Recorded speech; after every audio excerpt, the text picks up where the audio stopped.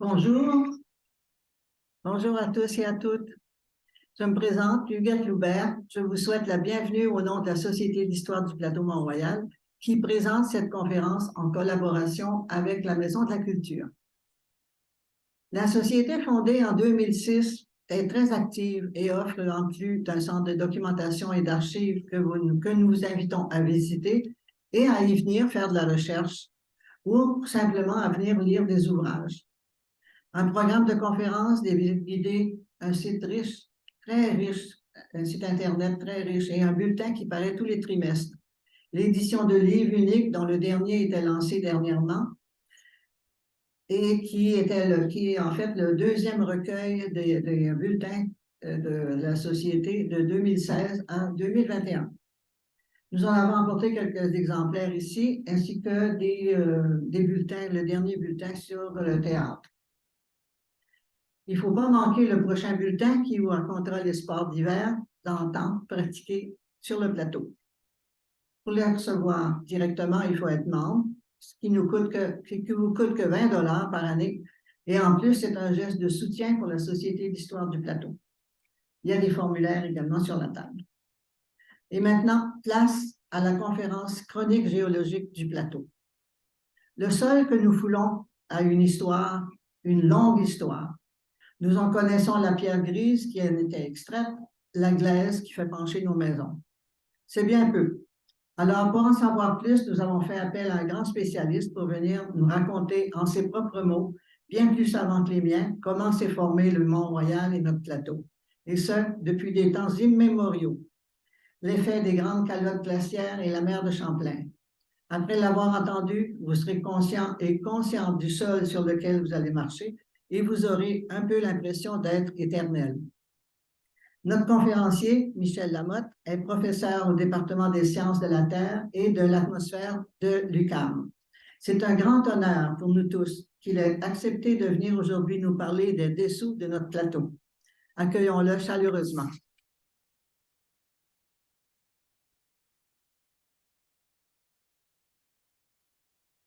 Je vais prendre Vous m'entendez? Oui. Merci beaucoup. Merci beaucoup. C'est une expérience pour moi d'être ici, de présenter un chapitre de l'histoire du plateau qui fait partie de ce que moi j'appelle l'histoire avant les humains. L'histoire est évidemment très bien connue, beaucoup de chercheurs en histoire, mais très souvent on commence avec en fait des périodes où les humains sont là pour la décrire, pour en parler. J'avais très longtemps dans une bibliothèque, en fait une librairie dans le New Hampshire, j'ai trouvé un vieux livre de H.G. Wells qui date de 1920 et qui commence son histoire avec l'histoire de la Terre. C'est vraiment fantastique. C'est l'histoire des civilisations. Et il commence avec il y a 500 millions d'années, la Terre s'est formée, etc. Et là, on voit que c'était en 1920, alors que les méthodes de datation n'étaient pas très évoluées. Mais déjà, on parlait de millions d'années. Donc, on était vraiment dans une échelle de temps qui dépassait ce qu'on peut, comme humain, comprendre. Et moi, c'est ce qui m'a toujours fasciné dans ce que je fais, la géologie. C'est intéressant. Pour un paquet de choses, les gens disent, les minéraux, les fossiles. Moi, ça m'a toujours fasciné dans l'étude de la planète et de notre univers, mais surtout de notre planète, c'est le temps long. Et on dirait évidemment, bon, on est égaux, c'est comme une barre qui s'approche de la mienne, hein, du mien. Plus on s'en va, plus on a l'expérience, plus il y a de temps en arrière, plus on réalise combien de temps est important. Et donc aujourd'hui, ça fait un peu partie de le genre de message que je veux faire, que l'histoire commence il y a très longtemps. Et l'histoire des roches, l'histoire naturelle, en fait, a un grand impact sur toutes nos activités humaines. Donc, un petit voyage à travers le temps. Je vais faire je vais diviser ma présentation en ce que j'appelle 3 chroniques. une chronique d'un temps très ancien, une chronique d'un temps moyen, une chronique d'un temps récent. C'est la mode hein, pour les chroniques. Tout le monde fait des chroniques. Maintenant, il n'y a plus de nouvelles. Hein, c'est que des chroniques dans les journaux. Donc ils vont parler donc, des chroniques du plateau Mont-Royal. Évidemment, c'est un clin d'œil à l'œuvre extraordinaire de Michel Tremblay. Le livre qui est là, cette copie, en fait, c'est ma copie là, en 1980, je crois, un peu effilochée. C'est les chroniques du plateau, mais ce sont des chroniques géologiques. Donc, 3 chroniques du temps passé. Et aujourd'hui, je vais vous parler un peu de la géologie, dans le sens où un géologue, j'ai un de mes anciens professeurs qui est ici avec moi, qui était mon superviseur de l'église, avec qui on parlait souvent de ces aspects-là, c'est qu'on a une vision différente. Quand on regarde la ville de Montréal, et surtout ceux qui ont des autos et qui doivent travailler et passer de souvent Louis-Polyte-Lafontaine, c'est un ensemble de rues, c'est des infrastructures, c'est des maisons, etc. C'est un bâti, évidemment. Pour un géologue, c'est très différent. Quand on regarde la ville de Montréal, elle est au cœur, en fait, d'une partie centrale des basses terres du Saint-Laurent. Et ce qu'on voit, toutes ces couleurs ici, le genre de pizza toutes mélangées avec plein de couleurs, ce sont des roches. Des roches qu'on reconnaît dans différents endroits et qu'on a cartographiées et qu'on a organisées dans le temps. Et chacun de ces types de roches-là nous indique un peu la nature de l'histoire de cette époque. Je ne reviendrai pas sur cette carte-là, donc je vais tout de suite peut-être dire un ou deux mots. On reconnaît Montréal au centre de Montréal. J'ai une meilleure diapo non plus. Mais il y a l'île Perrot, tout le secteur ouest, en fait, avec Oka, Saint-André, etc. Puis après, il y a le fleuve qui coule vers le nord-est. Donc, ça, c'est notre vision. Et je peux même vous dire que dans les familles, des fois, ça peut créer des gros problèmes parce que si on conduit, on regarde les roches, des fois, c'est dangereux. Et c'est ce à quoi les conjoints et les conjoints, dépendant de qui conduit, doivent faire face. C'est le danger d'avoir un géologue ou une géologue au volant d'une auto. Ça, c'est toujours un problème. Ça, ici, c'est la carte géologique un peu plus précise, qui a été reproduite par Pierre Bédard, dont je vais parler tantôt. Pierre qui fait beaucoup de travail pour la vulgarisation à Montréal. Et quand on va parler du plateau, évidemment, on va parler évidemment du Mont-Royal et du secteur ici, de par les usines Indus et tout ça. Mais je veux tout de suite vous dire une chose, je vous ai induit en erreur. Je vais surtout parler de la géologie de Montréal. Parce que si je me limite au plateau, évidemment, je vais être un petit peu limité en termes de phénomènes à vous montrer. Et en fait, je vais aller même plus loin. Je vais vous parler comment la géologie du plateau, la géologie de Montréal, fait partie d'une grande géologie mondiale, globale. Un peu comme quand je préparais cette conférence, je me disais, un peu comme la Révolution tranquille a fait partie de tous ces événements qui ont marqué le monde dans les années 60. Notre histoire à Montréal, géologique, elle fait partie d'une grande histoire aussi. Donc, il y a des phénomènes de convergence historique, aussi bien en géologie, il peut en avoir en histoire du monde, en histoire sociale. Donc, je vais quand même étendre un peu plus. Et aujourd'hui, je vais avoir, ces chroniques-là vont avoir un vocabulaire que j'appelle archaïque un peu, c'est des vieux termes qu'on utilise, qu'on voit dans les si vous êtes, quand on était étudiant en secondaire, on avait des cours en géographie, on voyait ces termes-là qui étaient un peu archaïques, l'ordovicien, le cambrien, des fossiles, le calcaire. Donc, ce sont des termes, en fait, que nous, c'est le vocabulaire géologique qu'on va utiliser. Il tout le temps, évidemment, beaucoup de choses, mais en gros, il y a 3 grands termes. Il y a des termes que je vais utiliser qu'on connaît bien. Je parle plus de l'environnement social, en fait, du spatial, les plis, les failles, etc. Les matériaux.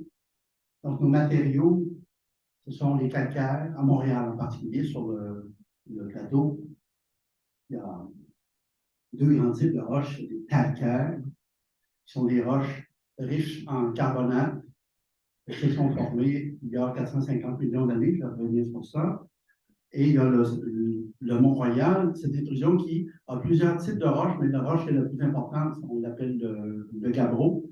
Et si vous pensez à des termes de roches qui ressemblent à ça, on peut penser à des granites, même type de roches dont la composition est un peu différente, mais c'est des roches intrusives.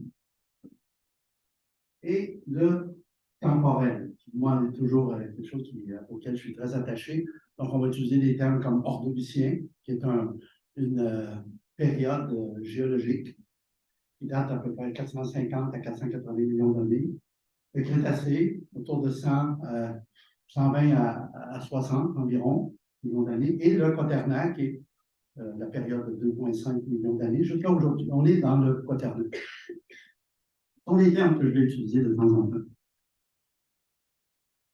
Et ici, il y a beaucoup de textes. Tantôt, vous allez voir, il y aura presque plus de texte. C'est essentiellement des images. Parce que je voulais parler du temps, comme je disais, le temps qui est long, qui est très, très long. Et quand je parlais à Montréal, on va dire les roches sont vieilles. Et donc, à l'île Perrot, ce sont des roches de l'époque du Cambrien. La fin du Cambrien, peut-être, des ponts se disputent entre nous, savoir à quel moment. Donc, on parle de 500 millions d'années environ. C'est long, hein, 500 millions d'années, c'est très long. Mais la Terre a 4 milliards 500 millions d'années. Les 500 millions dont je parle, tout ce dont je veux parler, ça ne couvre que 10 de l'histoire de la Terre.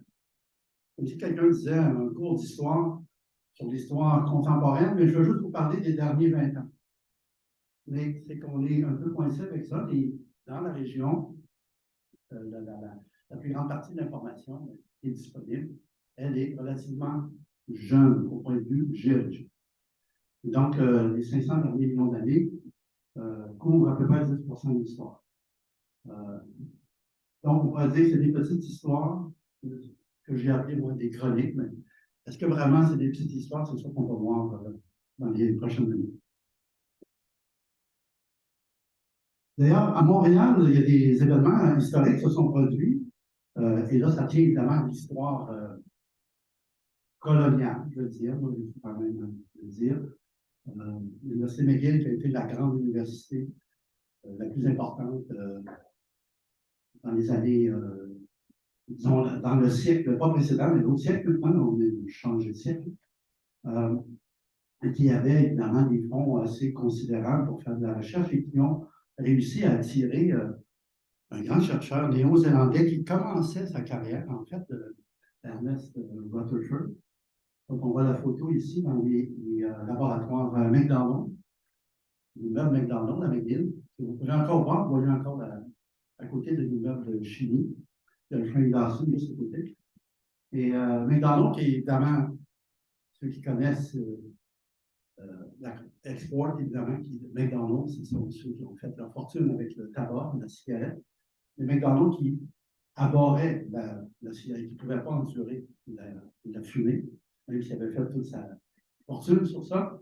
Et Rutherford est un très grand fumeur, très gros fumeur. Et quand, parmi les anecdotes, McDonald venait voir comment les recherches avaient avancé, là, les assistants de recherche devaient passer un bon 30-40 minutes à essayer d'évacuer le plus de fumée possible du laboratoire, parce qu'ils avaient peur de perdre leur financement. Mais bon, c'est une autre histoire. Mais c'est ici qu'a été déterminé au début du 20e siècle, vers le 1900, 1903, 1904, 1905, les premières datations absolues. Alors, vraiment dire on a un chiffre. On ne peut pas dire c'est seulement plus vieux qu'eux ou plus jeune qu'eux. C'est les premières vraies datations absolues sur des roches. Et Rutherford avait des arbres autour de 500 millions d'années. Et finalement, ça a été beaucoup plus vieux, les roches, entre l'âge de la Terre. Et ça faisait partie de toute l'évolution des concepts. Et c'est à Montréal que s'est faite cette recherche-là, sur les premières datations absolues dans l'histoire de la Terre. Donc ça, c'est quand même intéressant à noter. Plus tard, évidemment, Rutherford a quitté, il a été au Cavendish. Et il y a toute une échelle stratigraphique, un calendrier géologique qui maintenant va de 4,5 milliards d'années, 4,56, donc c'est pour ça qu'on arrondit le 4,6, jusqu'à aujourd'hui, évidemment. Et il y a ce qu'on appelle des périodes. géologiques, il y a des aires géologiques, il y a le paléozoïque, paléo, ça veut dire ancien, zoï, ça veut dire vie, donc des roches qui montrent la vie ancienne, méso, la vie moyenne, cénozoïque, la vie récente. C'est un peu des divisions relativement simples. Et aujourd'hui, ce qu'on va voir, on va parler essentiellement des roches ordoviciennes, donc entre 488 et 443, le chiffre n'est pas si important, et on va parler du Crétacé et on va parler du Quaternaire. Ce sont quand même, c'est une échelle quand même assez fascinante. Premièrement, vous voyez aussi que c'est une échelle qui est de temps, c'est un calendrier, c'est essentiellement un calendrier. Il existe, encore une fois, j'ai parlé du 10 c'est un calendrier dans lequel il n'y a que le mois de décembre. Tout le reste du temps est condensé. Il y a beaucoup d'histoires avant 500 millions d'années. On a peu de documents pour dire qu'il y a beaucoup de roches. Ce sont des roches qui, généralement, sont tellement déformées. On dit parfois des roches qui ont beaucoup souffert. Il n'en reste pas beaucoup d'évidence en termes de quel genre d'environnement il existait sur la Terre à cette époque-là. Il faut dire aussi que la vie était relativement simple. Donc, dans les prochaines minutes, je vais vous faire 3 chroniques. Pas de problème.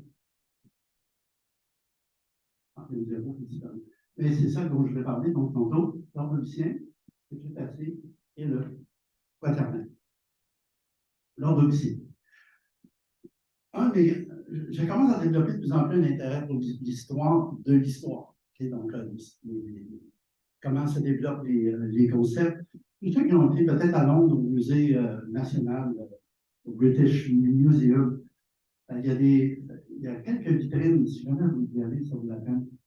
Il y a des vitrines qui montrent les disputes qui ont eu lieu entre Adam Sedgwick, ici à gauche, et Roderick Murchison, à droite.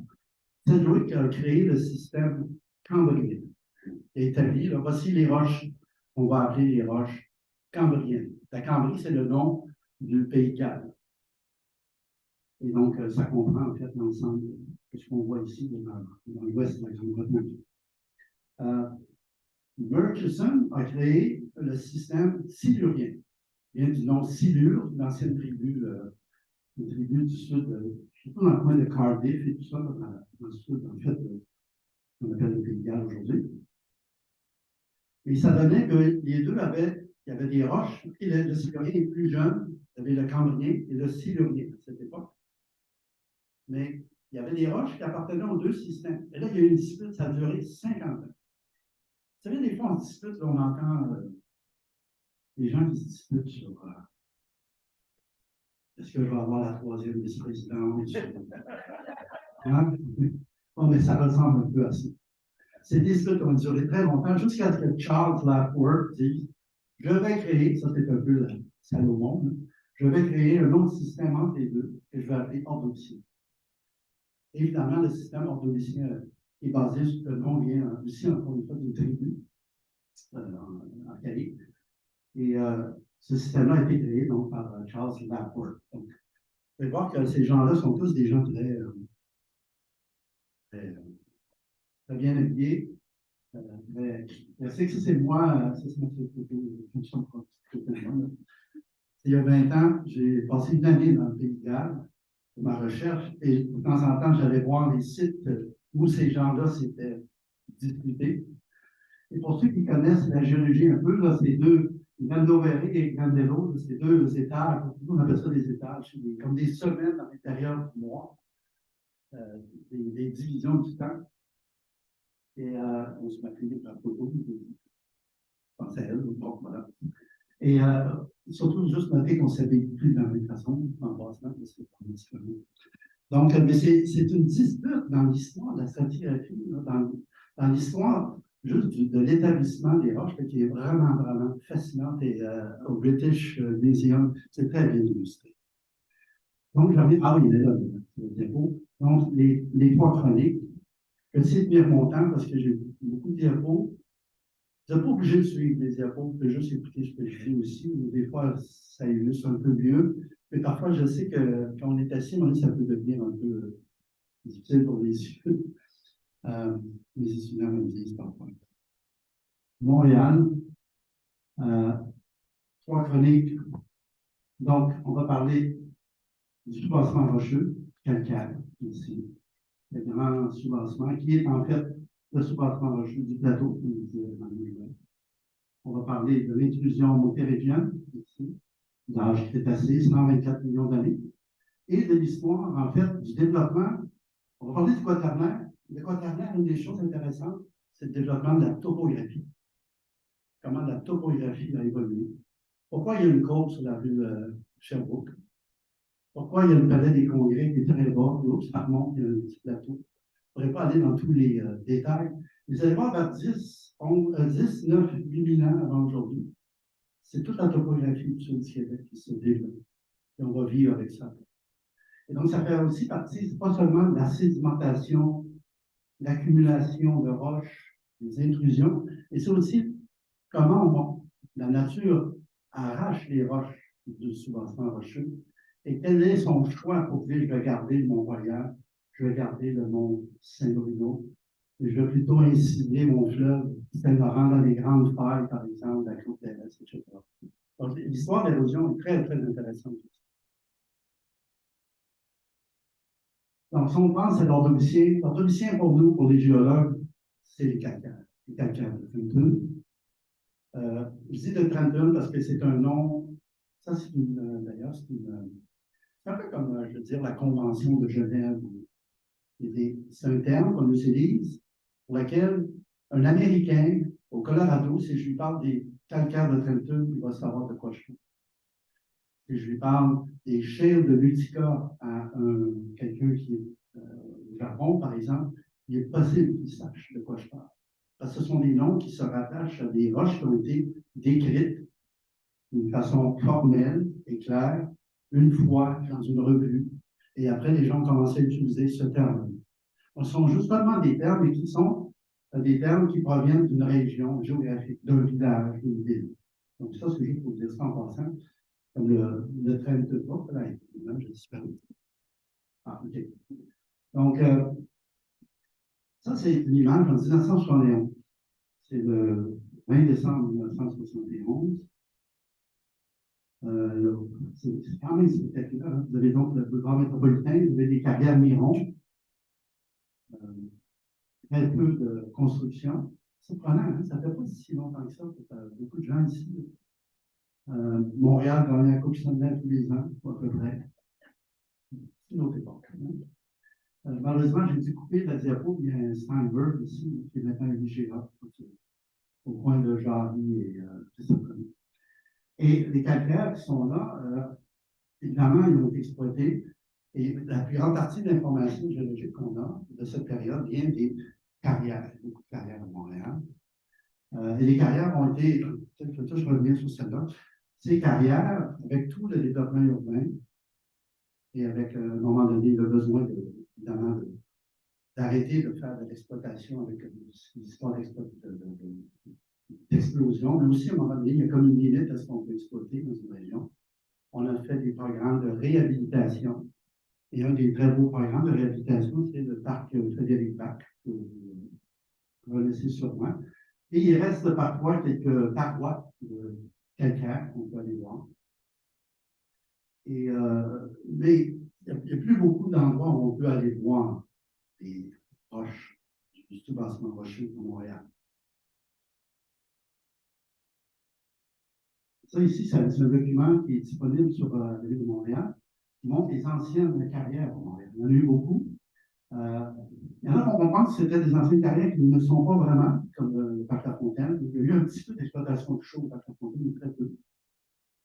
Et vraiment, les carrières qui sont les plus intéressantes, je dirais, c'est celle du parc Laurier. Le parc Laurier, la rue des carrières, pas pour rien, d'ailleurs, qui est pour ce nom. C'était donc des carrières importantes à l'époque qui donnaient la majorité des pierres de taille. Si vous allez voir un rapport, c'est toujours intéressant de lire les rapports, les anciens rapports, comme ça, ils ont beaucoup de détails. C'est fait à la main, évidemment.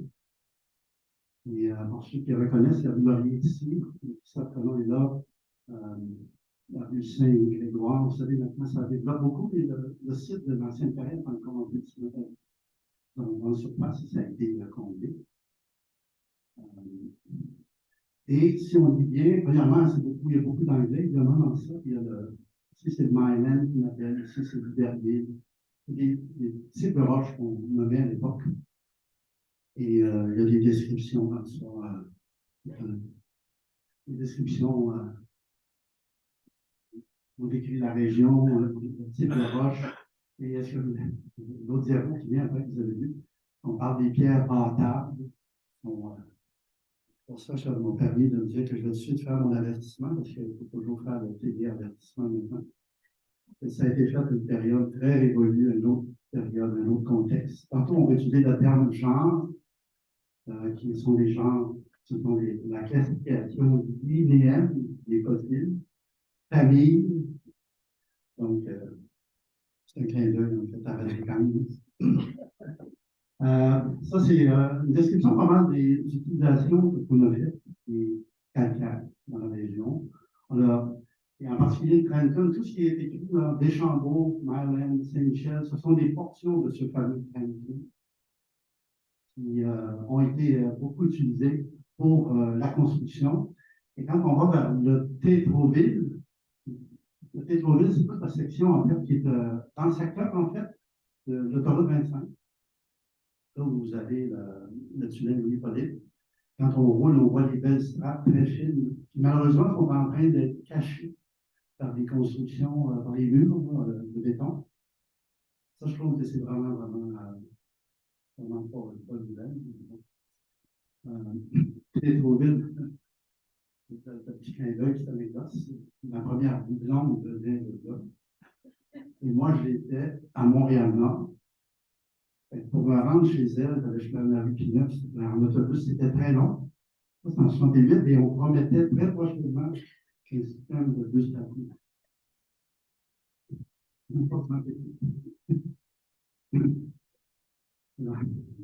Chaque fois que je passe en chemin, c'est assez compliqué. Le temps avance, il n'y a pas des choses qui commencent pour beaucoup.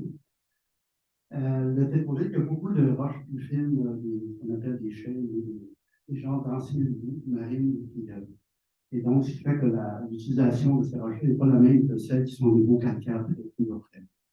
Mais ce qui est très intéressant à travers les exploitations, comme tu l'as reçu une vieille photo qui date d'un des vieux rapports que j'ai fait. C'est la carrière, je pense, de la Chine. Je ne m'en pas dit, c'est juste pour Gilbert, on était là, il y a un signe en haut qui a permis, en fait, la préservation des roches qui sont en dessous. La construction du tunnel, Louis-Hippolyte, la fontaine, où on a escaladé. À chaque fois, il y a des géologues qui suivent les travaux, qui prennent des notes, qui prennent des échantillons. C'est ça qui permet, en fait, de construire les histoires. C'est quand il y a une entente, justement, entre des gens qui font des infrastructures, construisent une nouvelle infrastructure, et ceux qui font la science. Et récemment, c'est en fait la construction du REM. On a l'équipe FCAM, dirigée par le professeur Alain Tremblay, qui suit tous les travaux et qui aide en fait les ingénieurs en particulier parce qu'il y a beaucoup de problèmes techniques, de géotechnique. Et on développé une méthode de datation pour pouvoir essayer de prédire quels sont les prochains types de roches qu'on va rencontrer dans le tunnel X, par exemple.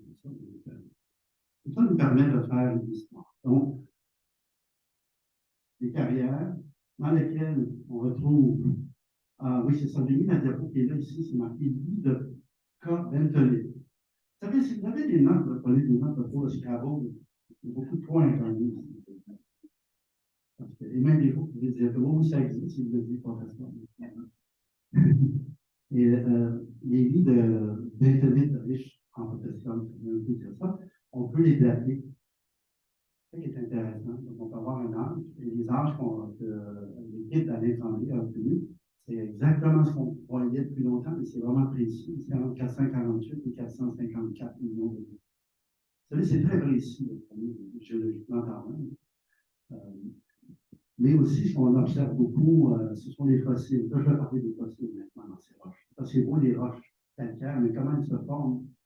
Les roches calcaires de la région de Montréal se sont formées à une époque où le continent nord-américain, et en particulier nous, où on était dans un climat très chaud.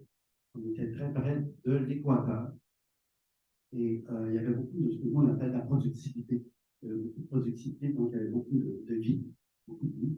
Et les roches qu'on a, essentiellement, c'est 98% de fossiles révisés. Parfois non brisés, on peut les observer. Il y a beaucoup de. C'est essentiellement des roches fracturées, pardon, des fossiles fracturés. On voit en droite, en haut à droite, ça, je triche un peu, ça vient de l'île de Lama, d'ailleurs, dans le Vermont. Oui, du côté du Vermont. Une photo d'un professeur de McGill, Montjoy, où on voit, vous voyez, les alignements des petites strates, les straticules qui sont des petites strates. Ce sont des tapis d'algues. On a appelé des stromatoporoïdes, c'est un grand terme scientifique important parce que pour le pétrole, c'est très important qui montre en fait la vie, comment elle évolue. Les brachiopodes sont des fossiles très communs à l'ordovicien. Ils ressemblent à des mollusques, ils ne sont pas des mollusques parce que leur plan, n'est pas dans le même, on va parler, c'est aussi important. Ça ici, c'est une lame mince qui vient. Quand je dis une lame mince, c'est une roche qu'on a coupée et de calcaire de Trenton et qui est agrandie plusieurs fois. 100 microns, c'est la taille d'un grain de sable, un grain de sel, si vous voulez, quand vous mettez du sel. Donc, vous voyez que c'est quand même un agrandissement. Et tout ce qu'on voit quand on agrandit, c'est des fragments de roche, pardon, des fragments de fossiles qui sont cimentés par par des petits cristaux de quelques genres de taille, qui sont cimentés en fait par un genre de ciment naturel. Donc, on étudie ces roches-là. Il y a eu beaucoup de géologie qui a été faite dans les années 20, 10, 20, 30, 40. Il y a eu quelques rapports géologiques intéressants. Là, je me dis parce que c'est l'année, je ne vais pas le dire, mais demain ici. Et ça a été fait par T.H. Clark. T.H. Clark, Theodore H., je ne sais pas pourquoi Clark, était professeur à McGill. Il est décédé à 103 ans. Il allait encore au bureau. C'est quelqu'un qui connaissait très bien Stephen Jay Gould, quelqu'un qui a participé beaucoup à l'évolution, en fait, des connaissances sur la période, je dirais, nous on appelle ça le paléozoïque ancien, des Cambriens, ordoviciens, syluriens. Il y a 500 à 300 millions d'années, il a beaucoup travaillé sur ça. Il a fait à peu près toutes les cartes qu'il y a dans le sud du Québec. On dirait partout où vous allez dans le sud du Québec, M. Clark avait vérifié probablement. Donc, quelqu'un qui a beaucoup travaillé pour le Québec et qui a fait quelques rapports, dont celui de 1952. Et vous pouvez voir le développement de la ville à cette époque. Et ça, c'est ces premières cartes qui sont incroyablement bonnes quand on pense aujourd'hui. Hein. Il faut dire qu'il y a beaucoup d'informations, surtout pour le plateau, et qui sont pas disponibles aujourd'hui. Donc, sont importants ces rapports-là, parce que maintenant, tout est construit par-dessus. Notre information, on va la chercher. Plein de fossiles dans nos roches. Les roches ordoviciennes sont très fossilifères, beaucoup de variétés, beaucoup de terme à la mode, qui est de biodiversité. Une très grande biodiversité d'invertébrés. Parce que n'oubliez pas, à l'époque, il n'y a pas de vie, ou presque pas de vie, sur les continents. Il n'y a pas de végétation. Le niveau d'oxygène est à peu près de 1%, 1 à 10% de ce qu'on a aujourd'hui, c'est-à-dire donc autour de 10% peut-être. Donc, essentiellement, la vie est marine. Et toutes sortes évidemment de groupes. Des groupes qui sont très diversifiés, comme je le disais, mais aussi même dans leur structure. En fait, je vais vous en parler dans quelques minutes. Je continue à faire le tour un peu des fossiles qu'on trouve dans les roches, avec les fameux trilobites, qui sont fascinants. Chaque fois qu'on fait une instruction, on demande aux étudiants, je leur dit trouvez-moi un trilobite et je vous donne une bière, parce qu'ils ne sont pas si abondants que ça, mais ils sont magnifiques dans leur organisation. Les céphalopodes, comme ceux-là, on voit très bien. D'ailleurs, si jamais vous allez dans le coin de Radun, un peu avant Radun, la Crabtree, la Crabtree, un petit village, pas loin de Saint-Jacques. Il y a le long de la rivière, il y a un très beau site de près de tous les fossiles. C'est un site récipable, si vous voulez. Il y avait de la construction d'organismes, c'est très riche. Donc, beaucoup de sites de fossiles. dont les gens ont fait des reconstitutions. On a fait de la paléoécologie. On citait tel groupe, on profitait de tel autre groupe. Il y en a qui étaient en symbiose, d'autres qui étaient plutôt, qui profitaient en fait, il y avait de la prédation. Vous voyez, c'est toujours des fameux orthocères, que j'évoque les gros yeux, c'est fascinant. Donc, au musée Redpath, il y a cette reconstitution. Ça vient du livre de P.H. Clark. Malheureusement, je n'ai pas la copie en couleur. Mais à peu près tout ce que vous voyez ici sont des fossiles ce sont des groupes non fossilisés dans les roches ici à Montréal. Et ce que vous voyez en haut, c'est ce qu'on appelle un graptolite, une colonie de graptolites qui flotte. Et comme je fais des blagues, parfois j'utilise la blague, si je pense que je peux le faire. Comme la femme de Colombo, on en parle beaucoup, mais on ne l'a jamais vu. Hein, vous connaissez Colombo, hein? Il y a des graptolites en colonie comme ça, on n'a jamais vu ça. C'est dans la Constitution. Parce que c'est un groupe énigmatique. C'est un groupe dont on a de la misère à reconnaître quelle était son organisation. Mais c'est un groupe très important parce que vous voyez qu'il flotte, ça veut dire qu'il se disperse partout dans le monde entier et qu'on peut reconnaître des types de fossiles dans les roches au Pays de Galles, comme j'ai parlé, en Chine, en Afrique, en Amérique du Sud. Et on sait que ces fossiles-là évoluent très vite, donc à chaque fois qu'on reconnaît une fossile, on peut donner l'âge. Donc c'est un fossile qui est très intéressant pour nous. Il nous a permis, et ça c'est une classification faite, c'est complexe de rentrer dans ça. Mais nos roches dont on parle, souvent ce qu'on ici, Canayoharu, il y a des fossiles comme ceux-là qu'on reconnaît, je donne un exemple, au Chaux-Montmorency, à la Chine. On voit des fossiles comme ceux-là. Ça, il me semble très long, mais en fait, ils font à peu près un pouce de long, à peu près 2 cm. Parfois, ils sont plus petits, un petit peu plus hauts, parfois, mais leurs formes sont très, très caractéristiques. Et les gens ont utilisé ça. Et ça a permis de faire l'histoire. C'est ça qui a permis de faire la grande histoire géologique du monde, c'est qu'on reconnaît des roches du même âge ailleurs parce qu'ils ont les mêmes fossiles. Donc ça, c'est très, très intéressant en termes de... Parce qu'on ne peut pas faire des datations radiométriques partout. Il y a beaucoup de roches qui ne se prêtent pas à ça, il y a des contextes. Dans ce contexte-là, ça, c'est notre grand... Ça a été le grand outil, je veux dire, pendant les années 60 à 2000.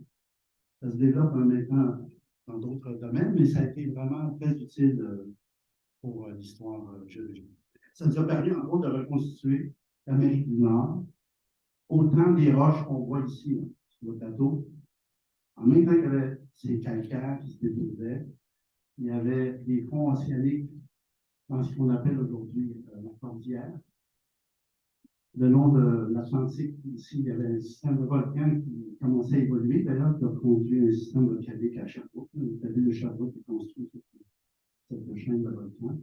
Et toutes ces couleurs ici, ce sont des ondes émergées. C'était le continent à l'époque. Et tout ce qui est irripare, c'est l'eau. Et ce sont en fait des secteurs où la lame d'eau n'était pas très, très importante.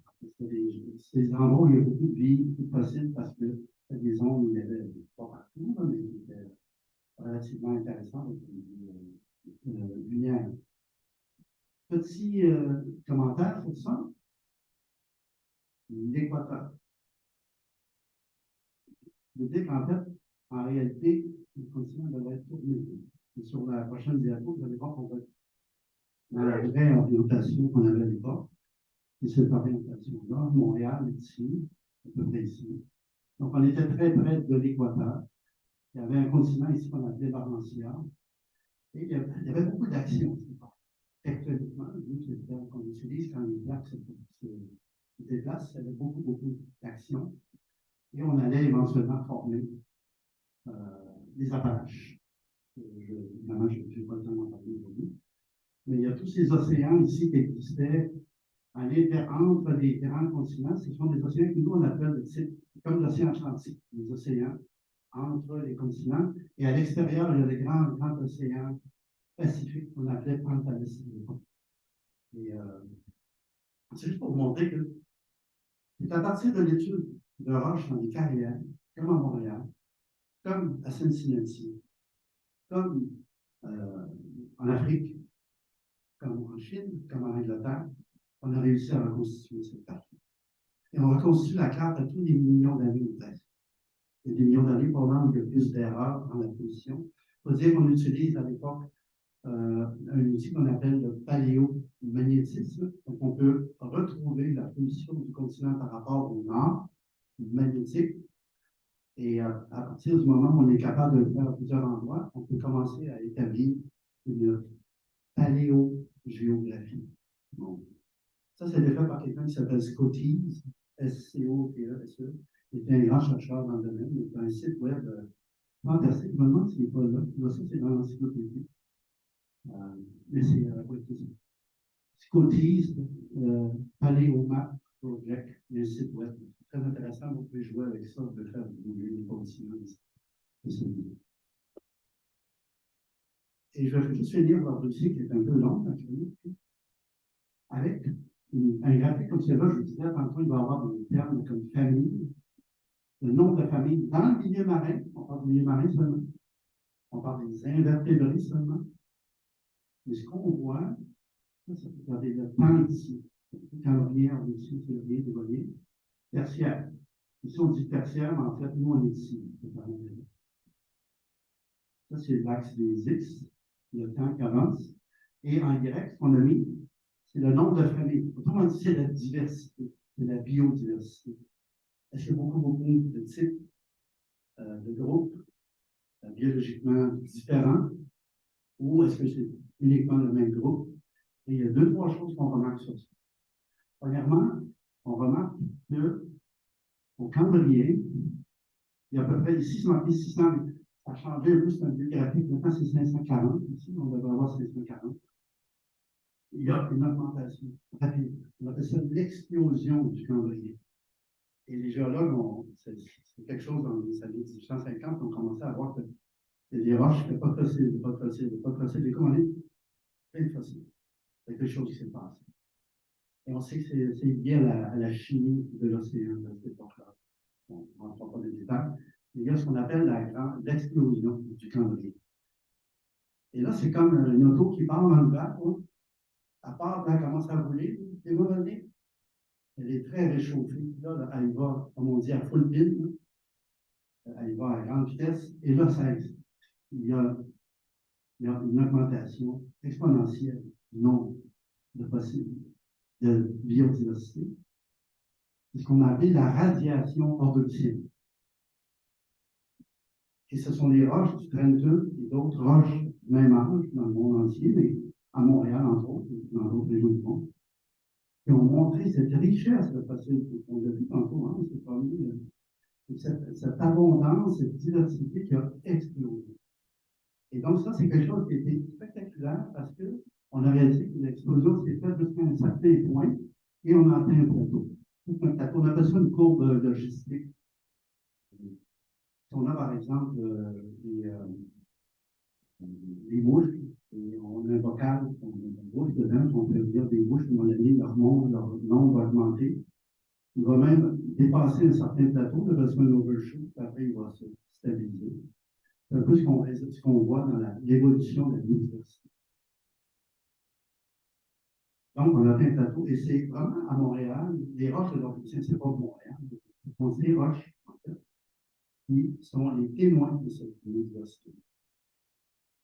Quand même, donc l'explosion, la radiation, la stabilisation, et après, c'est quoi? Les extinctions, les fameuses 5 extinctions. Je ne rentrerai pas dans les détails, mais je savais qu'on en parle beaucoup aujourd'hui, donc ça peut-être une sixième.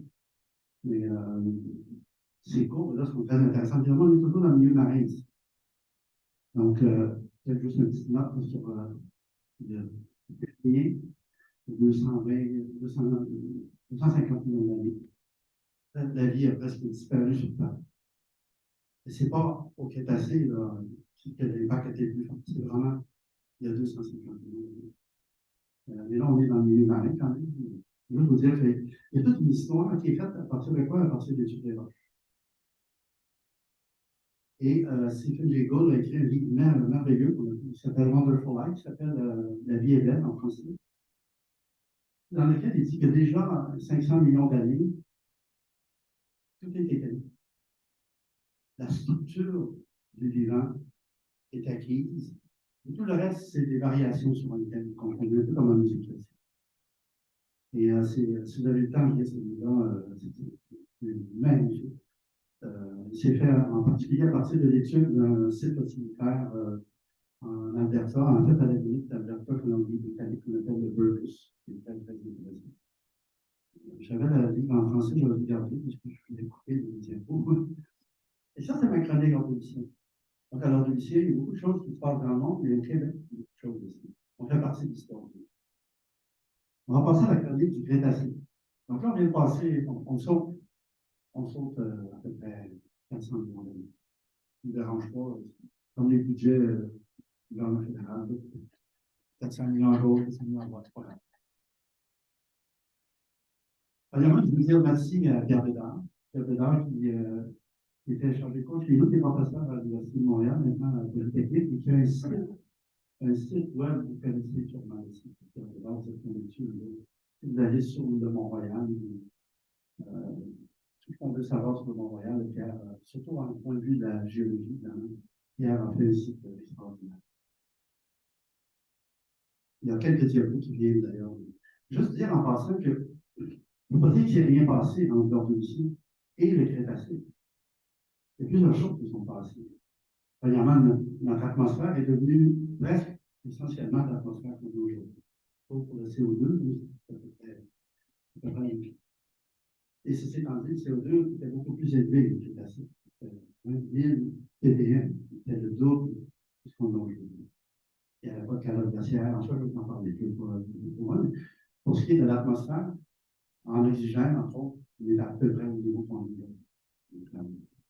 Mais aussi, surtout, les continents se sont assemblés à un supercontinent que tout le monde connaît, qu'on appelle la Pangée. Et ça, évidemment, c'est une étape très importante dans l'histoire de la Terre. Et ce qui va se produire ensuite au Crétacé, ça c'est une vision du Trias vers 200 millions d'années. Trias, c'est un de ces fameux mois géologiques, et dont le nom vient du fait qu'en Allemagne, on a divisé ce système-là en trois parties, qui sont très, très distinctes. Et le terme est finalement s'est installé dans la littérature, on appelle le Trias, ou le Triassique. Moi, je dis Trias. Triassique, c'est plus un adjectif. Et ce qui va arriver, donc, les continents, c'est clair. On va avoir une désagrégation de la Pangée qui va mener à la configuration actuelle. Donc, elle va commencer tranquillement. Et si on est au Crétacé vers 140-120 millions d'années, vous voyez que les continents commencent à se distancer. L'océan Atlantique au centre en particulier, c'est ouvert. C'est important qu'il y ait beaucoup de sels qui se produisent à ce moment-là, qui sont des réservoirs de pétrole et de gaz dans le golfe du Mexique, entre autres.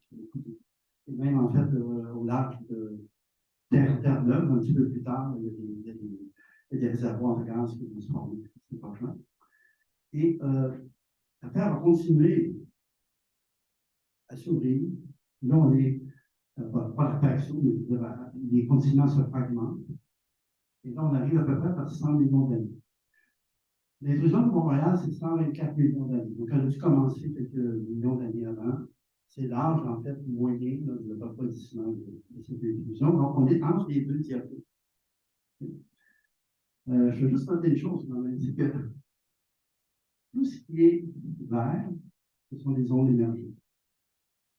Tout ce qui est bleu, comme ça, pâle, ce sont des ondes marines, mais très peu profondes. Donc, il y a de la vie, on est le long des plateformes, on appelle ça des plateformes.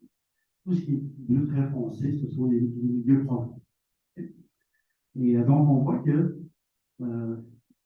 il y a beaucoup de régions du monde qui sont envahies par les eaux, en particulier de l'Amérique, l'Europe. Et on arrive à une période qui est très, très intéressante avant de parler du Mont-Royal.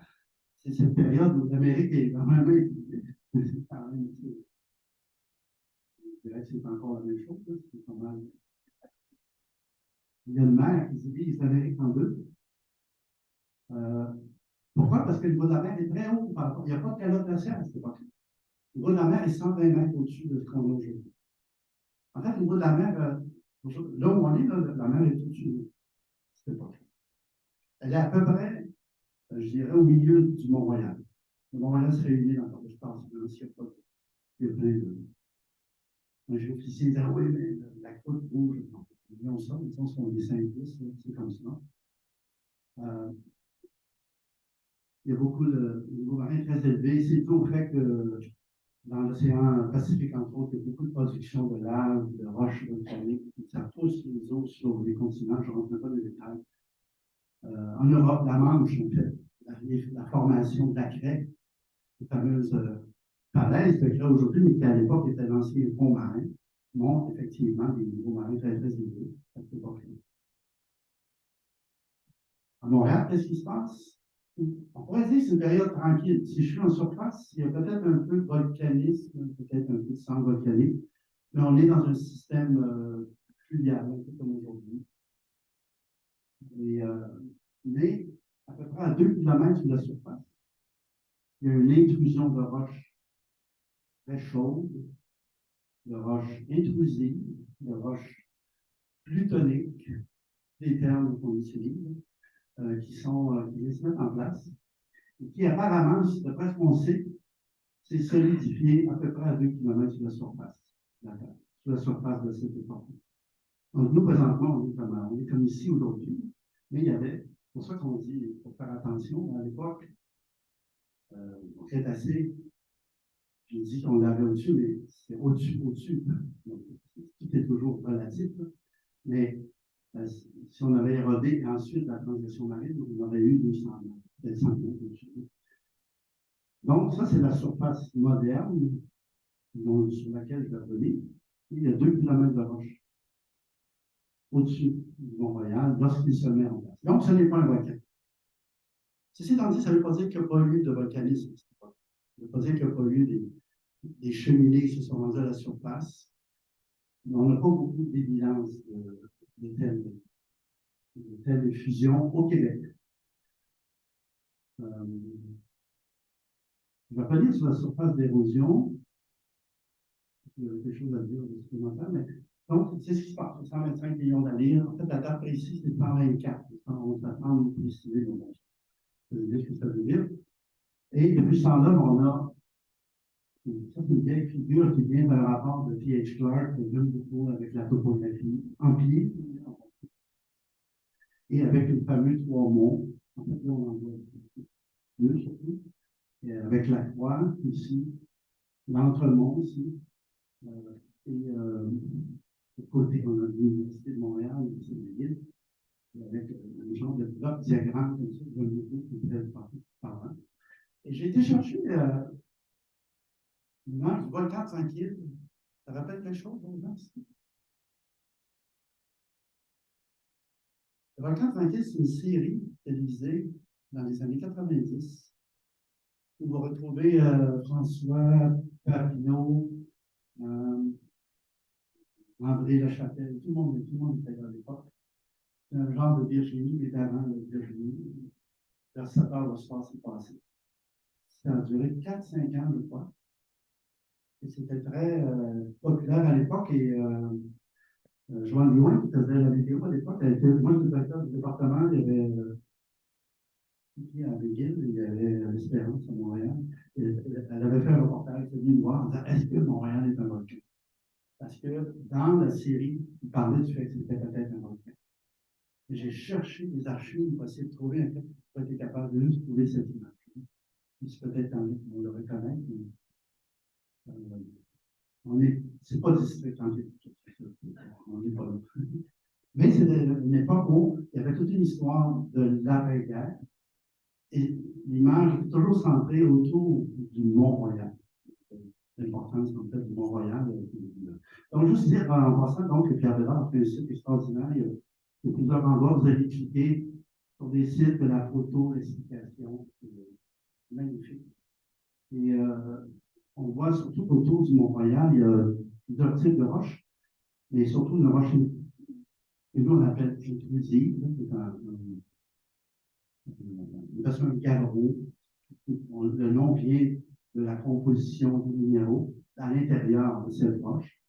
Essentiellement, donc, c'est une roche qui provient de la consolidation d'un magma. C'est ça qui est important. C'est un magma. Une roche très, très chaude qui a monté à travers la croûte terrestre, probablement à travers des fractures, des faiblesses de la croûte terrestre, et qui vient d'assez profond, de quelques kilomètres. Et ici, on appelle ce gabbro le gabbro mélanoclate. Je ne sais pas si c'est une. J'ai l'impression que tu as traité de mélanoclate, mais ça veut dire, en fait, c'est une roche qui est plutôt foncée. C'est des faciès foncés, parce que les faciès gabbroés, leucocrates, c'est ceux qui sont plutôt pâles. Il y a quand même un autre terme, mais c'est des termes descriptifs qu'on utilise. Et ça, c'est la roche principale qui compose le cœur. Tout ce qui est en violet ici, c'est vraiment du gabbro. Un gabbro mélanocrate. Le leucocrate est un peu moins abondant. Mais là, il faut. Vous savez, je vous ai parlé des roches calcaires à Montréal. Il faut imaginer, là, vous avez des roches calcaires, des grandes plateformes de roches, et là, vous avez une intrusion qui monte, qui passe à travers. Cette intrusion a des températures de l'ordre de 1200 degrés, à peu près.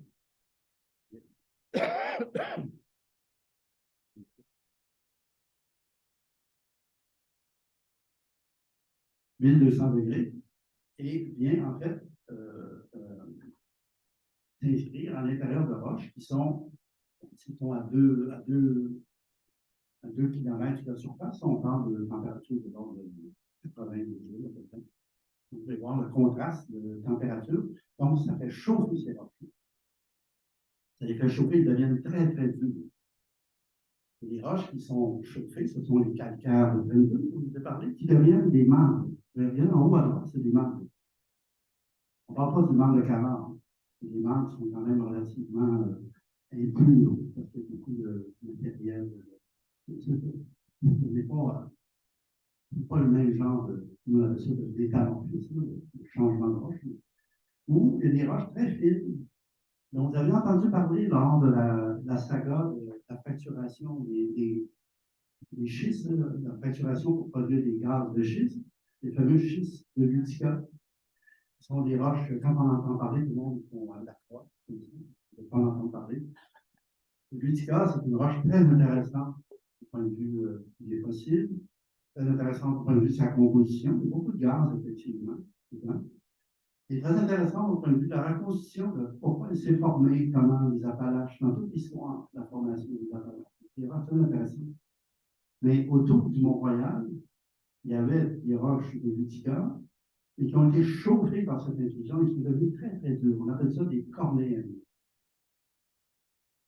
Et les cornéennes, ainsi que les marbres, font le tour, en fait, de l'intrusion, parce que l'intrusion est chaude, réchauffe et durcit la portion extérieure. Et c'est ça qui explique que le Mont-Royal est visible aujourd'hui. C'est que cette portion-là est très difficile à éroder, c'est très, très résistant. On va voir tantôt l'érosion qui est liée au développement des rivières, l'érosion chimique, et l'érosion glaciaire, qui est quand même pas très importante quand même à la fin. Donc, ce sont tous ces types de roches-là qui se sont formés et que vous pouvez voir quand vous allez sur le Mont-Royal. Maintenant, si on s'ouvre un peu, on va voir un peu ailleurs, finalement, le Mont-Royal fait partie d'une chaîne de collines qu'on appelle des Montérégiennes, très connues, sur lesquelles il y a beaucoup de débats, savoir comment ils se sont formés. Est-ce que elles se sont formées toutes en même temps? Ils ont toutes le même âge. Et si on va vers le côté américain, je vais dire, non, je l'en dis. Si on va dans les montagnes blanches aux États-Unis, les roches sont à peu près 90 millions d'années, sont un peu plus jeunes. Et il y a même des roches plus jeunes, même dans le mont Carbone. On a tendance à les rattacher ensemble, comme si la Terre était passée au-dessus d'un point chaud. En fait, le point chaud ne bouge pas. Le continent passe par-dessus et crache les intrusions. Il y a beaucoup de débats sur ça, c'est fascinant, il y a des débats qu'il peut y avoir sur ça, c'est difficile à répondre à ces questions-là. Mais d'ailleurs, j'ai des collègues, Ross Stevenson, à l'UQAM, des étudiants à lui, ils avaient, en tout cas, Rouleau, ils ont fait son prénom, ils ont fait des études sur la chimie, en fait, du volcanisme. puis eux concluent que ce n'était vraiment pas une bonne chose. Donc, il y a 125 millions d'années, la sténosphère, donc la portion très chaude du manteau, mais qui est encore relativement visqueuse, en dessous du manteau qu'on appelle lithosphérique, un peu dur, il y a des fractures, puis il y a des intrusions qui sont. Et ces intrusions-là font tout ce qu'on appelle des collines montgolfiennes. C'est un phénomène relativement spectaculaire dans l'histoire de la Terre. Toutes ces intrusions sont toutes alignées dans un axe à peu près est-ouest, probablement dû évidemment à la fracturation. Et Pierre Bédard va bien résumer ça en expliquant dans le temps crétacé, l'intrusion qui s'est mise en place jusqu'à 2 kilomètres. Ce n'est pas la même échelle que tantôt, comme on voit. Et l'intrusion dans lesquelles on retrouve d'ailleurs, petite parenthèse, des roches éoliennes, des roches de 380 millions d'années. Ce qui veut dire qu'il y avait d'autres roches qu'on ne voit plus aujourd'hui dans la région, qui sont tombées dans la cheminée magmatique et qui sont les seuls témoins en fait de l'existence de ces roches. Et ces roches ont des bas de New York, l'état de New York très très vite. Donc, il y avait encore plus de roches que ça à Montréal. Et l'érosion ensuite, subséquente, qui nous amène à peu près à la topographie moderne. À peu près, mais pas exactement. C'est ça que je vais vous parler maintenant du Quaternaire, la dernière journée. Pardon? Érosion? Bonne question, parce qu'on dit toujours, ah, les glaciers ont tout érodé. En fait, c'est les rivières, c'est le système de rivières. C'est le cycle hydrologique, tout simplement. J'aime bien la question. Vous avez des roches qui sont ici en dessous, qui sont des roches très anciennes, qui datent d'1 milliard d'années, 1 milliard, disons 1 milliard. La nature des minéraux nous indique qu'il y avait 35 km de roches au-dessus d'eux. On a érodé 35 km en 1 milliard d'années. En fait, en même moins parce que on peut dire 500 millions d'années, 600 millions d'années. Là, on calcule combien de millimètres à tous les ans. On prend les roches crétacées, on dit qu'il y a 2 km au-dessus, on calcule 100 millions d'années à 2 km, on arrive à peu près au même chiffre. C'est que l'érosion fluviale, à long terme, est très efficace. Pourquoi? Parce que les géologues, on parlait tantôt des financiers qui font des budgets, des millions, des milliards, ils en ont. Les géologues, ils ont le temps. Nous, quand on a quelque chose à expliquer, on a un peu de misère. Oui, mais on avait le temps. Il faut laisser le temps. C'est juste qu'ils vont comprendre. Et effectivement, ce sont les glaciations ont érodé une surface, ont arraché une partie de la surface. On parle de dizaines de mètres. Les glaciations ne sont pas si efficaces que ça. Dans notre imaginaire, on pense que les glaciers, on voit des cités glaciaires. Je me sens enlevé, je ne sais pas pourquoi, il y avait des belles cités glaciaires en dessous de la maison Smith. Vous allez à la maison Smith, dans le sous-bassement, des très belles cités glaciaires, on voit que les glaciers sont actifs. Alors peut-être qu'elles sont un peu plus loin de la maison. Mais le glacier, lorsque la glaciation a commencé, elle a arraché beaucoup de matériel qui était là depuis longtemps, qui était altéré, mouillé. Et ensuite, à toutes les glaciations, on parle de 1, 2, 3, 4 mètres. Donc, c'est les rivières. C'est ça la réponse à la question.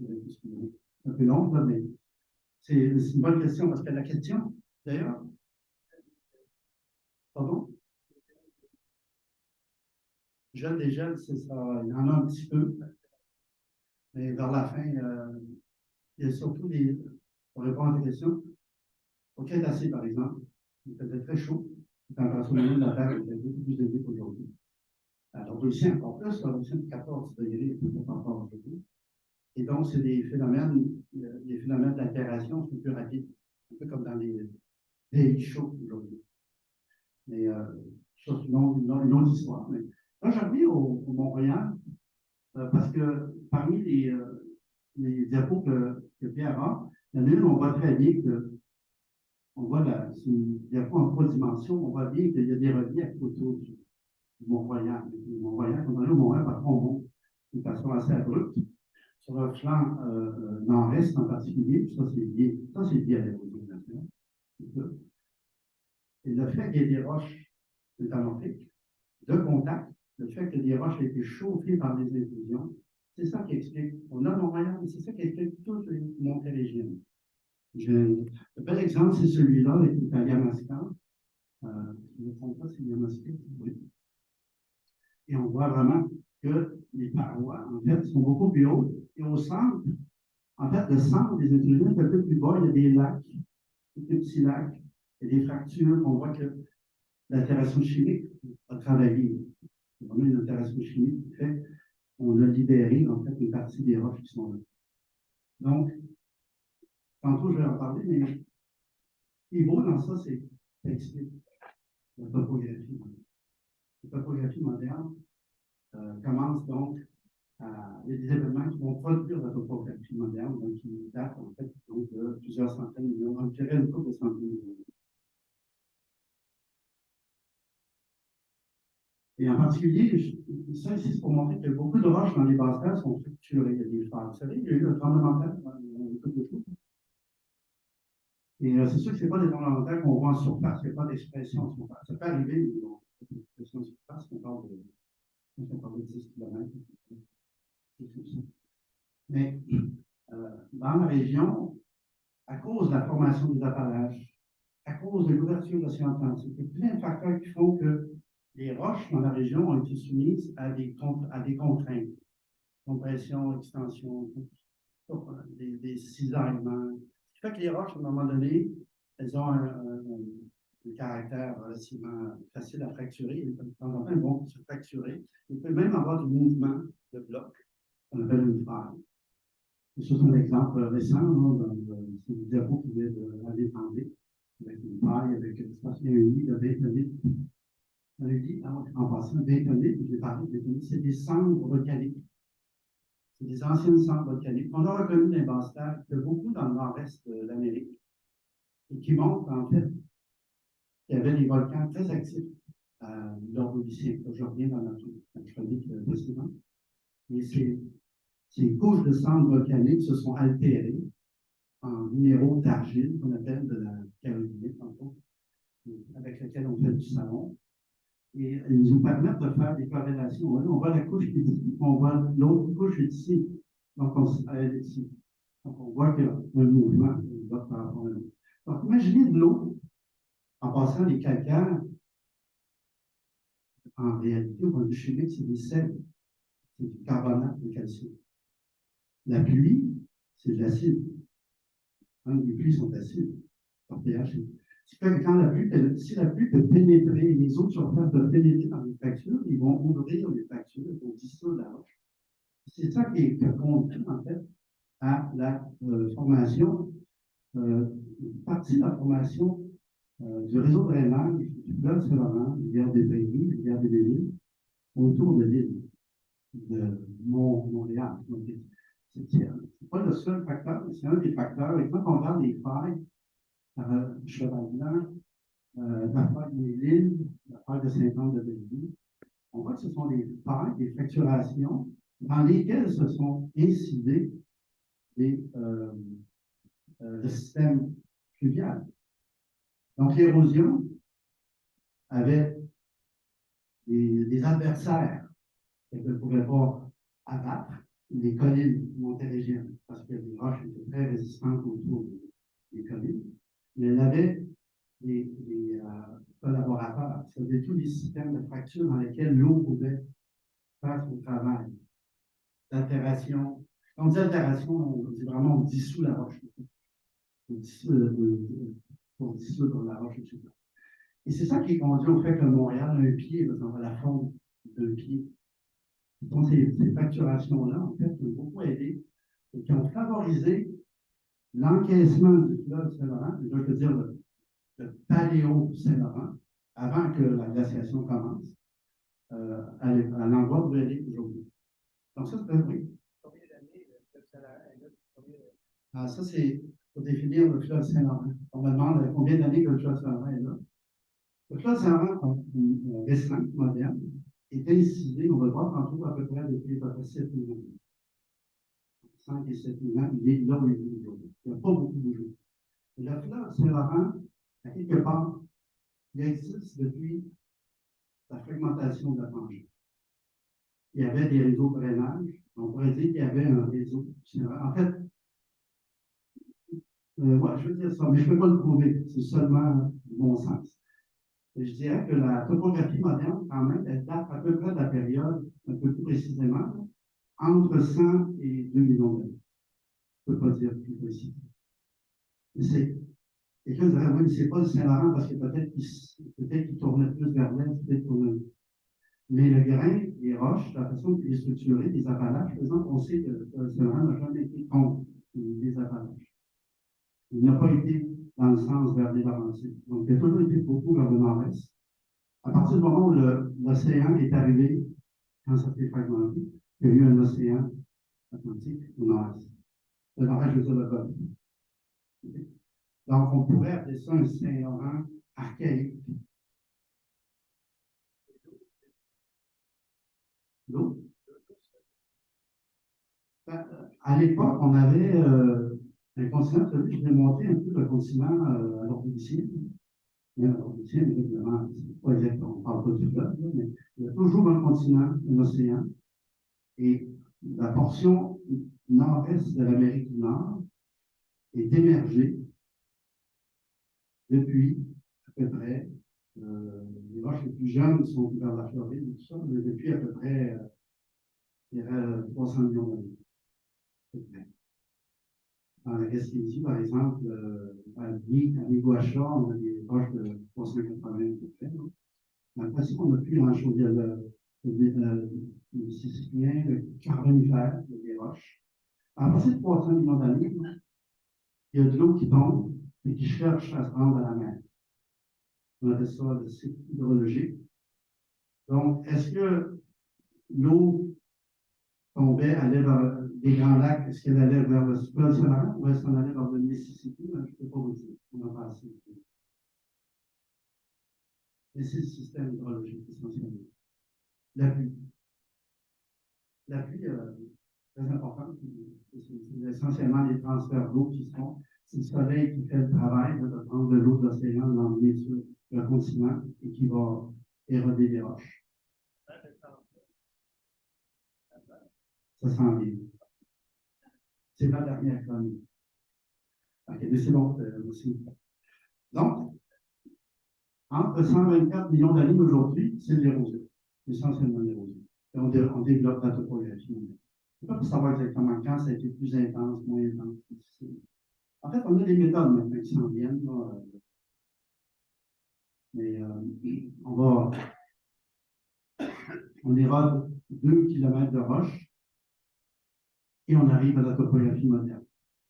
Donc, la prochaine étape, la dernière étape, c'est ma chronique quaternaire. Là, j'ai sauté d'1 million d'années. J'arrive à 2 millions d'années environ. En fait, le quaternaire officiellement commence à 2,5, 2,6 millions d'années. Une photo du glacier Cascawis au Bouton, depuis quelques années avec des collègues. C'est vraiment un des plus beaux points du monde. C'est une beauté inattaquable. Mais c'est ce qui reste en fait des grandes calottes glaciaires qui ont existé sur le continent nord-américain, en Scandinavie aussi,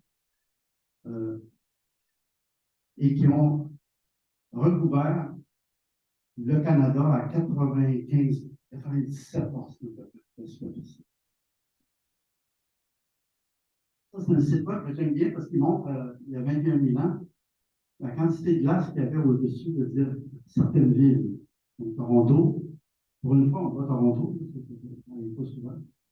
Chicago, 900 mètres, Boston, 1200, Montréal, 3300. C'est peut-être un petit peu exagéré, mais c'est à peu près l'ordre de grandeur. Donc, pendant la période glaciaire, depuis 2 millions d'années, à peu près 80%, c'est-à-dire 75% du temps, il y a des calottes glaciaires qui recouvrent le plateau Mont-Royal pour rester dans le sujet du jour. Et c'est comme si on avait 3 km de glace, c'est comme si on avait 1 km de roche, parce que la densité de la glace est 1 tiers, c'est 1 à peu près, 2,9. La densité des roches, c'est 2,7, 2,8 grammes par centimètre. Donc, c'est à peu près, on divise par 3. 1 km de roche pendant des dizaines d'années. Donc, de tout de suite comprendre que la croûte est affaissée. Et il y a des phénomènes, en fait, qui vont se produire, qui sont liés au fait que la région, à Montréal, entre autres, a été sous des épaisseurs de glace très importantes. Ici, c'est la reconstitution qu'on a de la calotte glaciaire au maximum glaciaire. Ici, on a des vieux âges, mais ce qui est noir, là, il y a à peu près 21 000 ans. Vous voyez 18, là, mais c'est passé des âges, carbone 14, je pense que pas des détails, une petite variation d'âge, mais on voit c'est et ce qu'on voit, c'est comme moi j'appelle ça la tarte à Njemaima, pour ceux qui ont déjà mangé des crêpes Njemaima, on voit qu'ils se réduisent, c'est un petit peu mon modèle Njemaima. Et vous avez comme des bouts de crêpes de plus en plus petits. Et ça montre le retrait de la glace. Donc on voit que les grands lacs sont ici, Montréal est ici, à peu près ici. Là, c'est marqué 12. Donc ça suggère que Montréal a été déglacé vers 12 000 ans. Et ça, c'est une ancienne. Je pense que c'est plutôt peut-être 13 000, mais entre nous, c'est pas important. Le chiffre exact est plus important. Et comme je disais, tout le Canada a été envahi, sauf le nord, une portion du Yukon. Une très petite portion du Yukon. Et c'est essentiellement dû au fait que c'est des secteurs qui sont très, très secs. Donc, pour faire un glacier, ça prend de l'humidité. Et même s'il faisait très froid, les secteurs sont pas propices en fait, à la glaciation. C'est pour ça qu'on trouve plein de fonds fossiles très anciennes, à grande fonte d'ailleurs, dans ce monde aussi. Donc, la prochaine diapo. La prochaine diapo, je veux dire merci à Pierre Richard. Pierre Richard, qui peut-être vous a déjà donné une conférence ici, non? Qui a beaucoup travaillé sur l'histoire récente, la déglaciation, le retour des glaciers, et surtout la végétation, l'histoire de la végétation au Québec.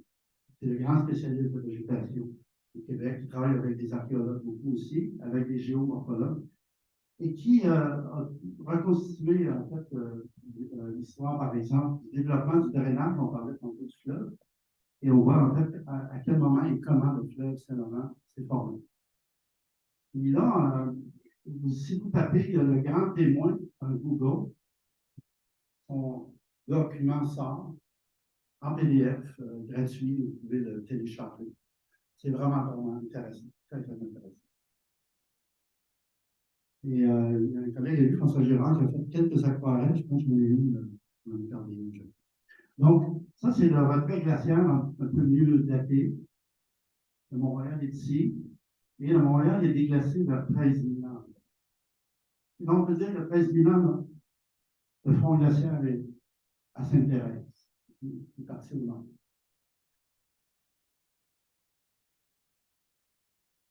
Et il y a, à ce moment-là, le grand événement très important pour les basses-terres du Saint-Laurent, pour le plateau et autres arrondissements, la région de Montréal, l'invasion de la mer de Champlain. Donc, je vais juste vous replacer, là, les Adirondacks sont ici, les Appalaches, les Laurentides, le fleuve Saint-Laurent, la rivière Outaouais, le fleuve Saint-Laurent, le lac Saint-Pierre, Québec. Partout dans ce secteur-là, si vous êtes en bas de l'élévation de 200 mètres à peu près, quelqu'un a déjà été en dessous de la mer de Champlain. C'est un peu plus haut au nord, un peu moins au sud, pour des histoires de remontée de la côte des Ostatiques. Pour nous, ce n'est pas essentiel à comprendre pourquoi. Mais cet événement-là, premièrement, on pourrait le décrire comme étant l'invasion des basses-terres du Saint-Laurent par un bras de l'océan Atlantique. Et si l'océan Atlantique a pu rentrer dans les basses-terres du Saint-Laurent, c'est ce fameux 3 km de glace qui avait enfoncé la côte. Et lorsque la glace s'est retirée, il y a eu un délai avant que la côte remonte. C'est comme un bouchon, quand on pèse dessus, il va remonter, il y a un délai. Et l'océan Atlantique en a profité pour venir faire une petite incursion dans les basses. L'incursion a duré 2000 ans environ et qui, essentiellement, est responsable de la plus grande partie de nos aménagements, des décisions qu'on a prises, où on s'est établi, où on a mis des usines, où on exploite du sable et du gravier, où on fait de la villégiature, etc. C'est un événement très court dans l'histoire géologique, mais qui a une très grande importance socialement parlant, et qui l'avait même à l'époque en fait des Premières Nations. Donc, c'est parce que Le réseau de drainage est installé, les sols ont une nature particulière, unique, liée à l'éclosion de la mer de Chine. On peut penser que l'océan Atlantique a rentré très brièvement, mais quand même réussi à rentrer parce qu'il était très haut. La réponse est non, parce qu'il y avait encore beaucoup de calotte glaciaire qui est en train de fondre. Donc, même si le niveau de la mer montait, mais il n'était pas encore au niveau qu'il est actuellement, la côte avait été tellement affaissée qu'il a pu y avoir cette fameuse fenêtre, et les gens en management vont dire la fenêtre d'opportunité, l'Atlantique rentre, et qu'on appelle, nous, la mer de Champlain. C'est des noms qu'on donne dans chaque région. Dans la baie du Son, on appelle ça la mer de Tyrène. Dans le lac Saint-Jean, on appelle la même chose, on appelle la mer de la Flandre. Tout le long de la Gaspésie, on appelle ça la mer de Beaufort. Donc, on donne des noms comme ça pour bien comprendre de quoi on parle. Donc, quand on parle de la mer de Champlain, ce sont les basses terres du Saint-Laurent, jusqu'à Québec. Oui. Ça se rendait jusqu'à Kingston, à peu près. Il y a beaucoup de débats à savoir est-ce que la mer de Champlain est rentrée dans les Grands Lacs pour une courte période de temps parce qu'on retrouve des fossiles de baleines dans le lac Ontario. Mais je ne sais pas, je vais ici, je suis le sujet qui est complexe parce qu'il y a certains fossiles qui ne sont pas en place et qui sont peut-être des échanges par les Premières Nations, par exemple. Mais il y a tout un débat à savoir est-ce que la mer de Champlain est rentrée. C'est compliqué parce que les Grands Lacs, à l'époque, ils ont connu un niveau qui était tellement bas qu'il était plus bas. C'était trop bas pour contribuer à la mer de Champlain. C'est pas la mer de Champlain, mais ce qui a suivi. Là. Pour être honnête, si on suit les plans de la mer de Champlain, on semble rentrer dans le lac Ontario. Pour l'instant, on va dire que non, c'est rendu avec ici. C'est une bonne question parce qu'il y a de l'histoire en arrière de ça, parce que c'est des voies navigables. Donc, il peut y avoir des impacts importants en termes de développement des premiers groupes des Premières Nations. Vous avez fait un commentaire, non? Il n'y avait pas de végétation, il n'y avait pas d'animaux. Oui, ça s'en vient. C'est ça. Vous avez raison.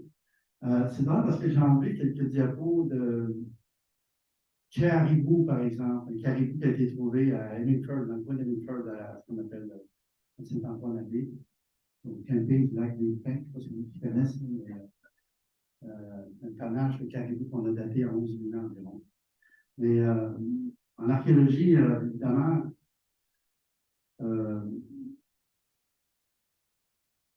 la chaîne alimentaire est très importante pour comprendre si les gens vont être là ou non. Et on rentre dans une autre problématique, mais je vais revenir sur le sujet. Donc ça, c'est en fait ce grand événement-là qui montre l'invasion marine. Et en passant, je vous dis ça comme ça parce que je vais souvent oublier d'en parler, mais vous partez en fait, ça va même plus loin dans les vallées un peu. Vous partez du nord jusqu'au sud ici. On se dit, c'était un grand bassin championnier, mais ça n'occupait pas tout cet espace-là en même temps. C'est l'ensemble des superficies occupées par la mer de Champlain qui sont représentées ici. Mais en gros, on peut dire que la mer de Champlain occupait peut-être au moins à tout moment un bon 80% de superficie ici. J'ai été chercher ce matin sur Google Océan Arctique, parce que je pense que des fois, on a, ce que vous disiez tantôt, c'était très bon, la mer de Champlain, c'est une mer arctique. Il faisait froid, il y avait de la glace, il y avait un glacier qui sortirait au nord, il y avait des icebergs. Donc, on est dans un contexte quand même relativement froid. Et les fonds qu'on rencontre, sont des fonds qu'on rencontre dans les îles arctiques actuellement, en fait, surtout au nord des trois îles. Il faut aller quand même dans les régions où les eaux sont un peu plus froides. Et l'extension, donc, est telle que, et là, je reviens au plateau Mont-Royal, dans l'intrusion, c'est que nos petites collines montérégiennes sont généralement émergées, on pense. Peut-être pas toutes, là, mais il faut dire que c'est difficile de prouver que la mer a été plus haute qu'une colline parce qu'il n'y a pas de plage associée, parce que c'était plus haut. Mais généralement, il semble être un peu trop haut par rapport au sommet, par rapport à l'intrusion, par rapport à la même chose. Et qu'est-ce qu'on y retrouve sur cette faune? Il y a beaucoup de paléobiologie qui se fait. Encore une fois, j'ai parlé de la faune ancienne, mais il y a une faune moderne. Ce sont des faunes, ça, ce sont des invertébrés encore, mais là, on parle plus de mollusques, par exemple. Et si vous allez à Old Orchard, à Cape Cod, sur le bord des roches, on voit les balangues qu'on appelle des balangues, des moules. Les petits moules, je ne sais pas si elle est là d'ailleurs. Ah oui, elle est là. C'est une moule qu'on voit beaucoup le long de la côte atlantique. Donc, c'est la preuve qu'il y avait une mer quand même relativement intéressante, même si elle a été très courte, il y a eu beaucoup de changements dans la salinité, dans la température de cette mer, avec des fossiles parfois en position de vie. Moi, ça me touche de voir ça. Ils sont en pleine vie, puis à un moment donné, la vie a arrêté. Ils sont fossilisés. Je vais d'ailleurs envoyer une belle photo d'un qui a creusé et qui, pour une raison ou une autre, est resté là. Ça a été son dernier choix. Non, mais c'est quand même quelque chose. Quand on voit un fossile, c'est la fin d'une vie. Mais quand on les voit en position de vie, c'est quand même c'est touchant. Donc, il y a beaucoup de sites, je vais ici, il y a beaucoup de sites fossilifères, surtout dans les environnements chauds, pardon, sableux, mais sur la rive sud, surtout parce que sur la rive nord, il y avait beaucoup de glaciers, il y avait beaucoup d'eau de fond qui venait du glacier, qui faisait que les eaux n'étaient pas toujours très, très salées. Il y a toute une paléogéographie de la salinité dans la mer de Champlain qui est assez complexe. Il y avait, quand on regarde dans les argiles, dans la glaise, il y a ces fameux fossiles qu'on appelle les foraminifères, qui sont sur la Terre très importants depuis à peu près 200 millions d'années, et qui sont depuis toute la période de ce qu'on appelle le Mésozoïque, le Cénozoïque, très important dans toute la reconstitution du climat, le développement de la théorie des glaciations, qui est dû à un chercheur de sel qu'on appelle Militan Milankovitch. Dire ces petites choses-là qui sont très grosses, mais c'est comme un grain de sel. Hein? C'est très difficile d'avoir. On n'est pas un petit peu. C'est très difficile d'avoir à l'œil. Ça prend un petit peu pour voir. Donc, et qui ont une architecture fantastique, très, et qui nous aide beaucoup à les classifier.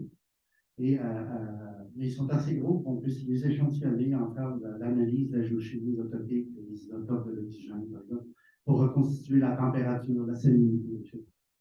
Donc, ça, sont des fossiles très communs, donc on ne montre pas beaucoup, mais si vous avez une maison ici, à Montréal, et que vous êtes sur la glaise, vous allez chercher un échantillon de la glaise, il y a des fortes chances que vous en ayez de ces. Ces emplois, ils sont bons. Il ne faut pas des glaises de vie, là. Ça reste là. C'est pas dangereux. Et il y a des cétacés, entre autres, les morts. Je parlais de la vie tantôt. Il y a beaucoup de baleines, des phoques qui ont été trouvés. Plusieurs sites. Et ça, c'est une des synthèses, je pense que c'est dans le livre de Pierre Pagé, qui est un collègue, un ami. Avec tous les sites où on a trouvé des fossiles de baleines, en fait, il manque celui de Saint-Félix-de-Valois qui était ajouté ensuite, dont on a peut-être déjà entendu parler, et qui parfois sont plutôt en fragments, comme ceux qu'on voit ici. Mais si vous avez déjà été au musée Redpath, vous avez vu la photo, c'est la seule photo que j'ai trouvée, parce qu'il n'est plus à l'entrée du musée Redpath. Avant, on voyait, vous êtes tourné, le musée est fermé présentement jusqu'au mois de janvier. C'est une baleine qui a été recouverte dans ce qu'on appelait les Smiths Brickyard, sur la rue Papineau. Est-ce que quelqu'un connaît les Smiths Brickyard ici? Il n'existe plus, évidemment, mais point de vue historique, parce que j'ai discuté avec Pierre Richard et d'autres collègues, essayer de trouver, parce qu'on dit que c'était au pied du courant. Mais la description d'Arlington, qui vient d'une vieille description d'ailleurs, c'est que la qualité est à 30 mètres au-dessus du fleuve Saint-Laurent. Pour moi, ça ne peut pas être au pied du courant. Je pense que c'est sur la terrasse Sherbrooke. Je pense que c'est plus haut, le long de la Sherbrooke. Papineau, le au nord de Sherbrooke, je pense. Bon. Pardon? OK, ça, j'aimerais bien les voir c'est à quel endroit. C'est très intéressant. Et donc, elle est presque complète. C'est quand même assez extraordinaire. Puis, évidemment, on n'a pas entendu parler de celle qu'on a trouvée à Saint-Félix de Valois, qui a été exposée à l'UQAM pendant un bon bout de temps. Je ne sais plus où elle est présentement. Elle est dans des boîtes présentement, je pense. Donc, il y avait de la vie dans la mer de Champlain. Et juste un petit clin d'œil d'ailleurs au lac Castor. Si je demande à quelqu'un, je demandais, est-ce que le lac Castor est un vrai lac? Bon, ben non, c'est un béton. Mais c'est un lac, c'est un vrai lac. C'est un vrai lac qui a été en fait organisé, qui a été aménagé. Et qui est maintenant un lac fier, c'est sûr, aujourd'hui. Mais à l'époque, ça a été en fait premièrement un fond, c'est plutôt je veux dire en fait, la vraie expression, c'est une ancienne ville marine. Et la ville marine, ça a été étudié par plusieurs personnes. Et récemment, Pierre Richard a participé aux travaux de réfection du lac au Castor, au début, je pense, en 2012. Et on a fait de la réflexion pas mal du lac au Castor. Mais quand on va dans la maison Smith, si vous prenez le chemin,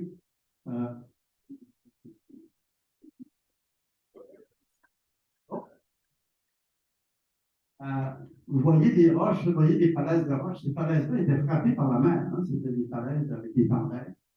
Et là, il y avait la baie qui. Là où il y a le lac au Castor, mais là où il y a la descente, il y a des glissades ici, là, par exemple. Et en allant entre le stationnement et le lac au Castor, apparemment, il y a des endroits où il y avait du sable. Et ça, c'est le site utilitaire de Darcy, donc des mollusques. Ça avait été daté, je crois, à 13 000 ans. C'est ça. Et donc, ils ont fait des excavations. J'ai enlevé des diapos parce que vous voyez, je suis déjà très long. Ma montre me dit, ah ouais, bon. Je n'ai pas dit la fois. Bien sûr, tu as raison. Et on a trouvé des bois rongés par des castors. Datés, Pierre a fait des datations en 10 000 et 11 000. Et 8 morceaux de bois rongés par des castors. Donc, les castors, c'est beau le castor, mais je ne sais pas si c'est un problème. En tout cas, j'ai un chalet, donc. Les castors étaient là déjà depuis 12 000 ans. Donc, et il y avait du bois, donc on parlait de toute la fonte qui existait à l'époque. Donc, on était à une époque où très active, où il y avait la mer de Champlain. Donc, si on se remet à l'époque de la mer de Champlain, je reviens un peu sur le plateau maintenant. On a une image ici, la mer de Champlain, les trois monts, une petite colline ici, du Mont-Royal qui émerge, peut-être quelques dizaines de mètres.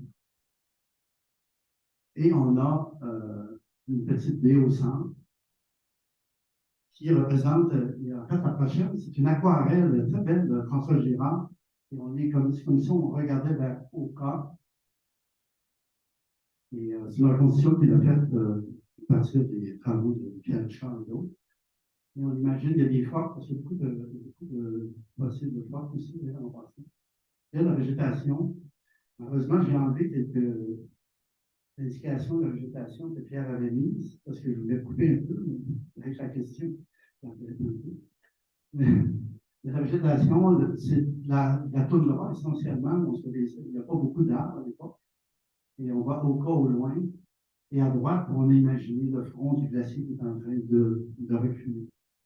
Ce sont des très belles aquarelles de François Girard qui nous amènent à l'époque. Donc, j'ai passé 3 diapos, 4 diapos, je pense que c'est là.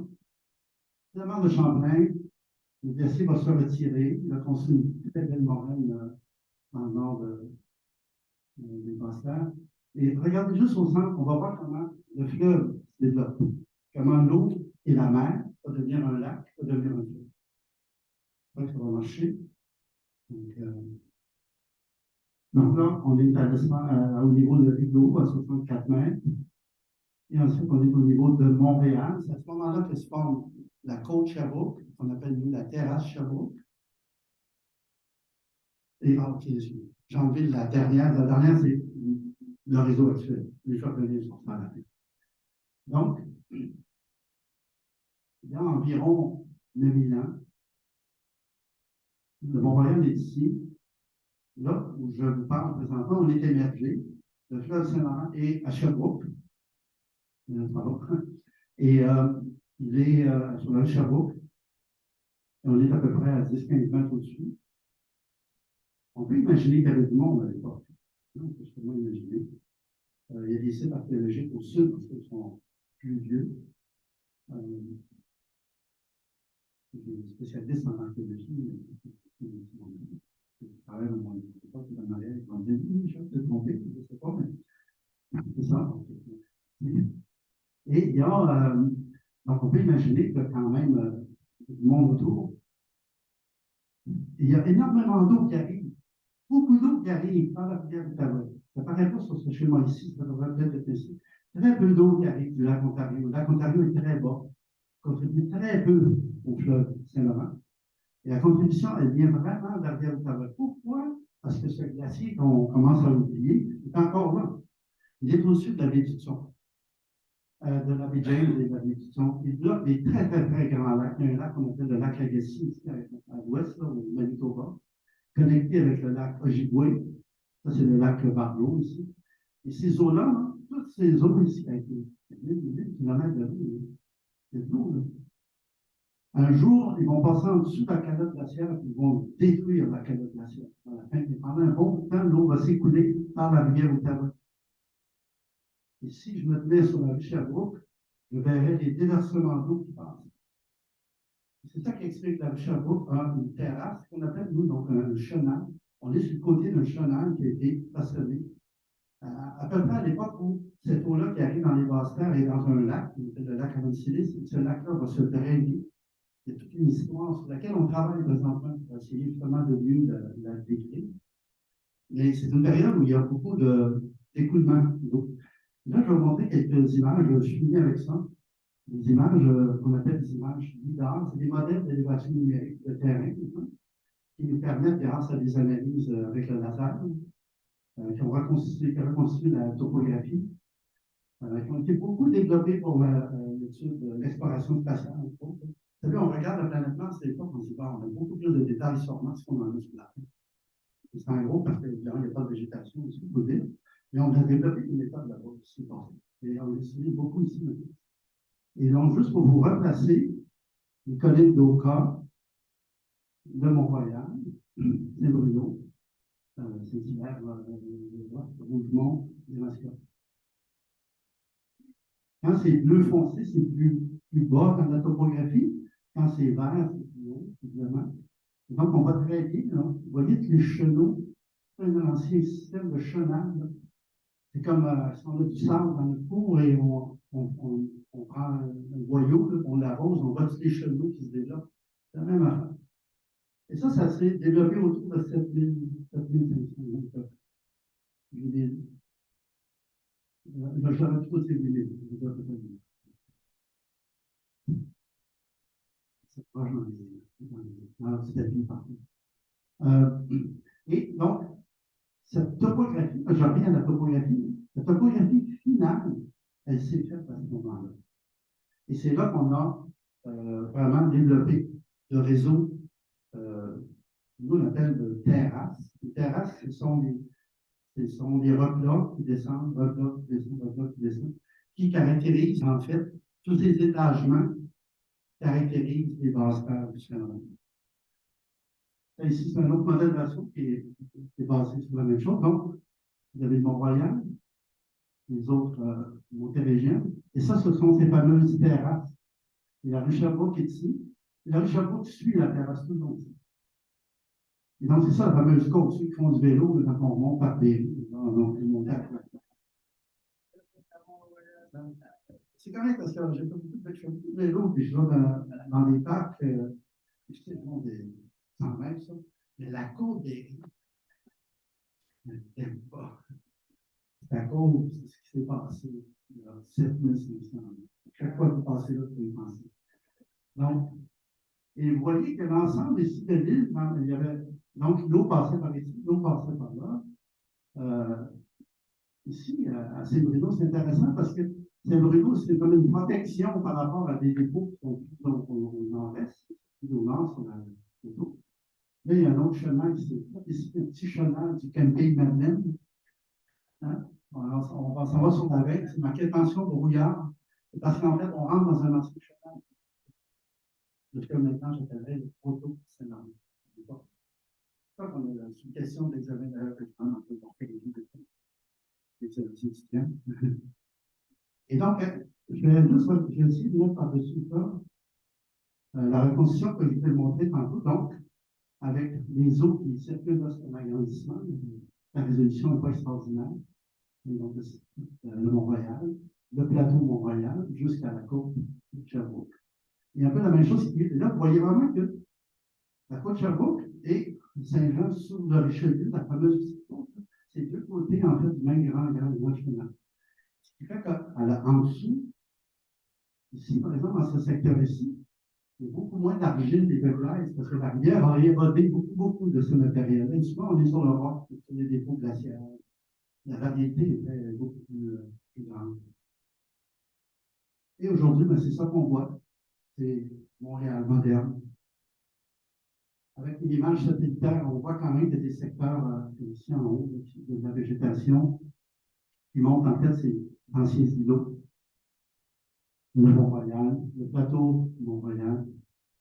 Et en guise de conclusion, je veux vous faire comme si je faisais une petite marche sur le Mont-Royal. Je descends aujourd'hui sur le Mont-Royal. J'arrive au parc. Oh, excusez-moi, ça c'est. Je vais faire à partir d'ici. Là, je descends et je marche dans le parc La Fontaine. Quand on descend le Mont-Royal, on est sur le flanc du Mont-Royal d'une éclosion de 125 millions d'années. Il y a beaucoup de blocs, d'ailleurs, des gros blocs qui proviennent justement de phénomènes de gel et dégel dont on parlait tantôt. On arrive à un genre de replat qui est probablement une des anciennes plages du lac Annecy. Et c'est là qu'on fait du tam-tam. Et j'imagine qu'il y avait du tam-tam à l'époque, peut-être. Il y avait de la musique. Pas probablement. C'est juste que les autres, ces gens-là, ils réalisent pas qu'ils sont effectivement, comme les candidats, je vais dire ça encore, peut-être qu'ils boivent l'eau, eux. Vous voyez ce qu'ils ont fumé. C'est plus possible. Mais ça, c'est une autre histoire. Excusez-moi, là, ça a été fait à une époque où les critères étaient très différents. Mais c'est intéressant, à chaque fois que je parle, je les vois, je me dis, je ne sais pas si les tables ils sont sur le bord de l'ancien plage. C'est certain. Là, on continue à marcher, on arrive au parc La Fontaine, un ancien chenal de l'ancien chenal, en fait, qui reste, qu'on a aménagé dans l'ancienne ferme Logan, qui déversait les eaux qui étaient en surface et qui s'en allaient vers le poteau Saint-Laurent de l'époque. Je continue plus loin, j'arrive à. J'ai cherché le nom de ce parc-là, je ne m'en rappelle plus. Le parc qui est juste sur la rue Saint-Joseph, quand on passe de Laurinier, tout à gauche. Ben, c'est la rue Monson, effectivement, c'est le parc Monson. Il y a une petite colline, là. Une petite colline, là. C'est une colline rocheuse. C'est un mini Mont-Royal. Et attention, il y a des collines, des fois, dans des parcs, c'est plutôt des déchets ou des choses comme ça, mais ça, c'est un mini Mont-Royal. Et vous voyez les roches, quand on va autour, là, on voit vraiment, il y a des minéraux à l'intérieur d'une pâte, une typique d'une roche. Je continue la marche et j'arrive à l'église, à l'école de Saint-Ange, qui est sur la page frontispice de Michel Tremblay.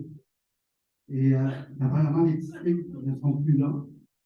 Et je la remets, je mets les petites pics alors qu'elles étaient là. Une image des années 50, je ne me rappelle plus de l'année qui est reconstituée dans le roman de Michel Tremblay. Je ne sais pas s'il y en a qui auraient une mémoire. C'est avant les années 60, mais c'est post-50. C'est post-deuxième guerre. Et des fois, je regarde ça, et j'ose imaginer, mais je ne sais pas si ces jeunes filles-là sont devenues, peut-être qu'il y en a une dans la salle ici. Donc peut-être une vie. Ça me touche tout le temps si je fais ça, parce que une reconstitution, on peut bien croire, mais il y a eu des jeunes filles, ça doit être. Et je me demande toujours, parce que toutes les roches, ça c'est une photo que j'ai prise d'un des blocs ici. C'est plein de fossiles. Très, très, très fossiles. Et je me suis demandé si une de ces petites filles-là n'aurait pas dit à la sœur qui lui enseignait, vous savez, votre histoire de création du monde en ce jour, en ces jours, pas sûr que ça finit la route. Alors, comment on peut vous laisser ça?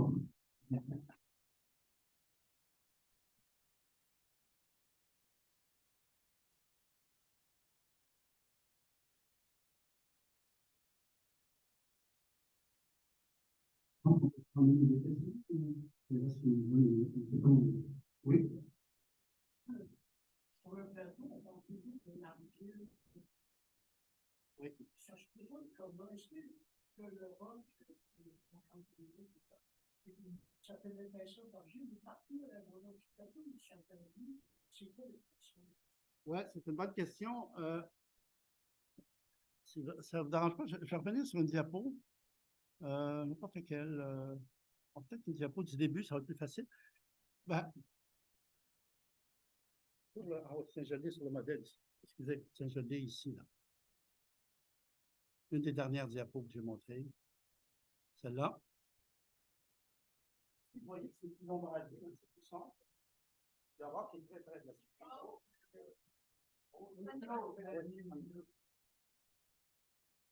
Quand c'est ombragé, on voit que on va le roc est très près de la surface. La topographie est granulaire, elle monte un peu. Et vous voyez que ça continue, là, il y a des usines Angus plus haut, là. C'est que quand vous partez du fleuve Saint-Laurent, vous appelez la côte Sherbrooke, de Sherbrooke jusqu'à Sauvé, il y a un faux plat, et après ça redescend. Ça, c'est un anticlinal. Il y a une roche. Dans la roche elle-même, il y a une petite lit. Donc, les roches sont un peu ici. Fait que plus vous êtes près de Rosemont, moins il y a de dépôts. Plus vous êtes près de Sherbrooke, plus il y en a. Et s'il y en a plus, il y a plus de chances qu'il y ait d'argile.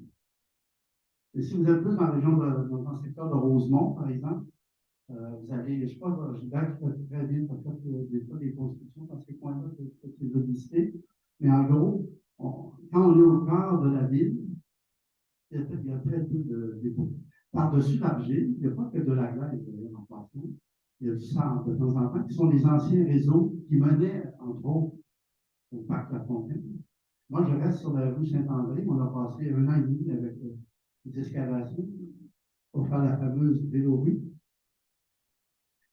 J'ai pris plein de photos, d'ailleurs, j'ai mentionné aussi. Et de temps en temps, on a de l'argile, on a du sable, l'argile, du sable. Et c'est un peu variable. Mais généralement, c'est surtout de l'argile qu'on va retrouver.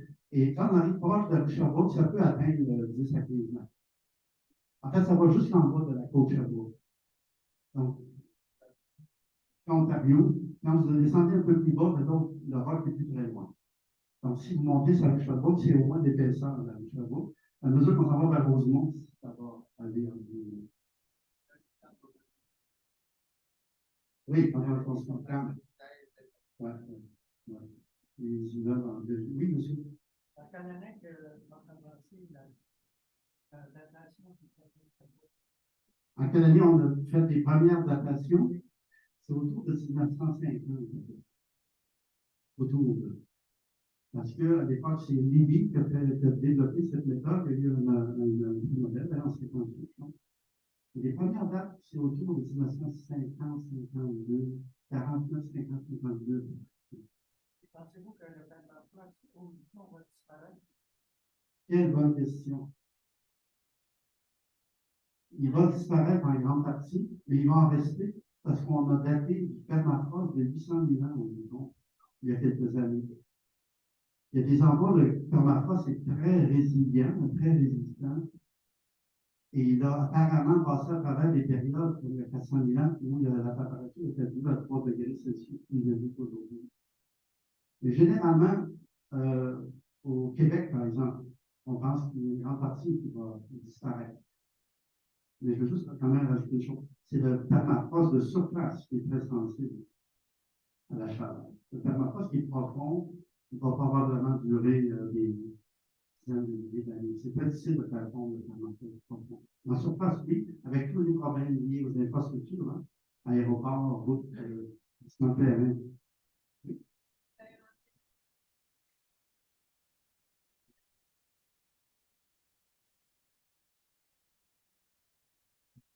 Ouais, c'est ce qui constitue les fonds marins naturels.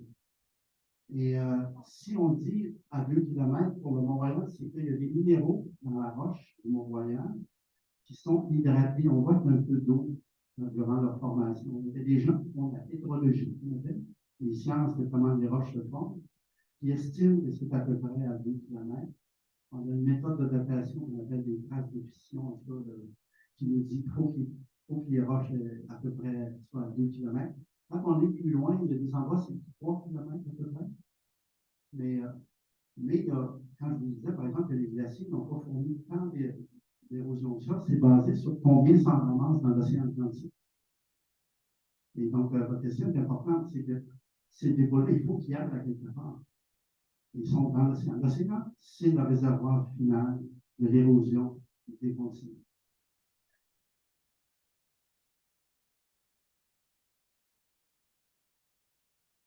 C'est négligent, mais en fait, c'est que le poids des sédiments fait renfoncer le manteau, la croûte océanique. On appelle ça la subsidence, la pousse dessus. Chaque fois qu'il y a des sédiments qui arrivent dans une région, même 10 mètres d'eau a un impact sur la croûte. C'est ce que les gens essaient de comprendre maintenant à cause du relèvement du niveau marin, qui va être un peu différent dépendant de où on va être dans le monde. Une des choses dont on va tenir compte, c'est l'impact des sédiments ou des lames d'eau ou de la glace sur la croûte de l'un et l'autre. Donc, votre question est bonne pour ça. C'est qu'en fait, la subsidence, par exemple, Venise est en train de s'enfoncer à cause des sédiments apportés par le flux. Et en plus de la relèvement du niveau marin. Avec. Pardon? Donc, dans les fonds marins, évidemment, il y a beaucoup moins de dépôts. Il y en a beaucoup qui se déposent le long du plateau continental. Oui?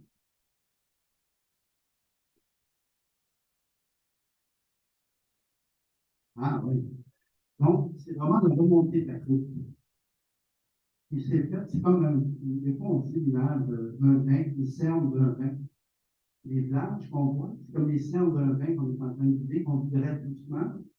Moi, je dis toujours, j'ai jamais vu ça parce que moi, je racontais. Mais c'est Jean-Payette, un de nos collègues, qui prenait cette description-là. Et je vais vous dire pourquoi c'est pas l'eau qui baisse. Parce que c'est une époque où tous les glaciers du monde sont en train de fondre. Donc là, la mer monte. La mer monte. Et là, après, à la fin, Mme de Champlain, la croûte, c'est comme si elle gagnait, en fait, au départ de la mer. Et elle va chasser la mer et ça va devenir un lac. Et ensuite, une rivière. Oui? Je pensais que vous étiez minimum.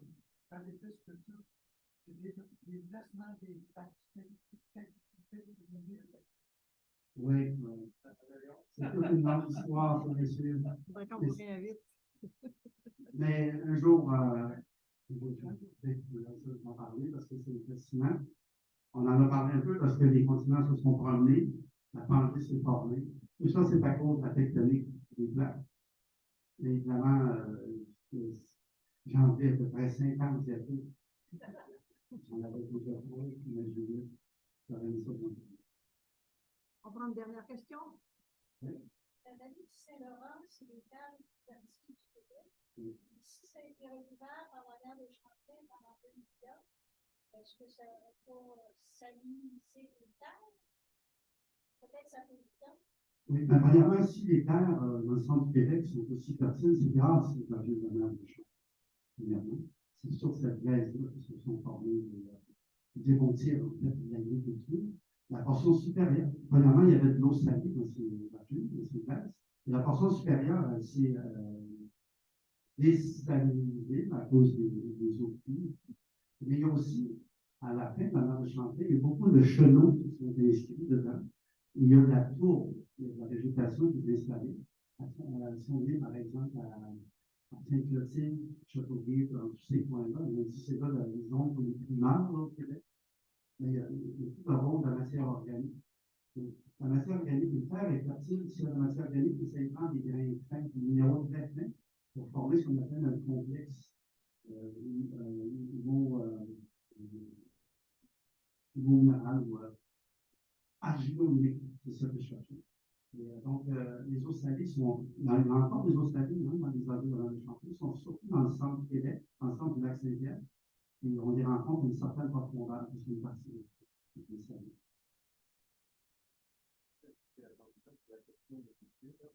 Qui a parlé du terme approche. Je ne sais pas s'il avait l'idée de rappeler que les gars avaient été faire échapper du terme approche. Et en plus, avec les fractures du conflit, maintenant, le méthane qui est beaucoup plus profond remonte. C'est là que la réponse est l'histoire avec l'ensemble des questions.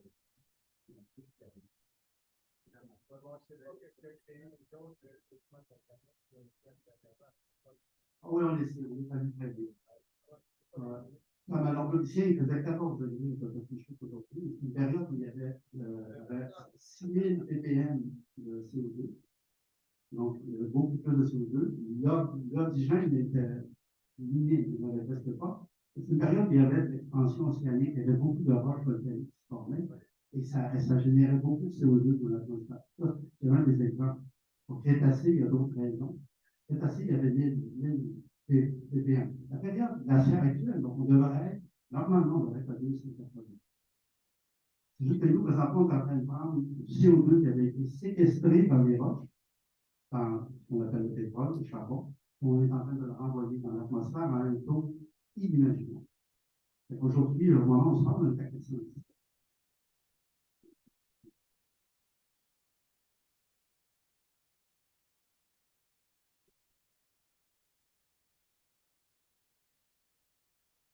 Merci beaucoup de votre présence et merci infiniment à notre conférencier qui était vraiment passionnant. On passe encore plusieurs heures avec vous. Merci beaucoup. Merci. Ça m'a fait vraiment plaisir.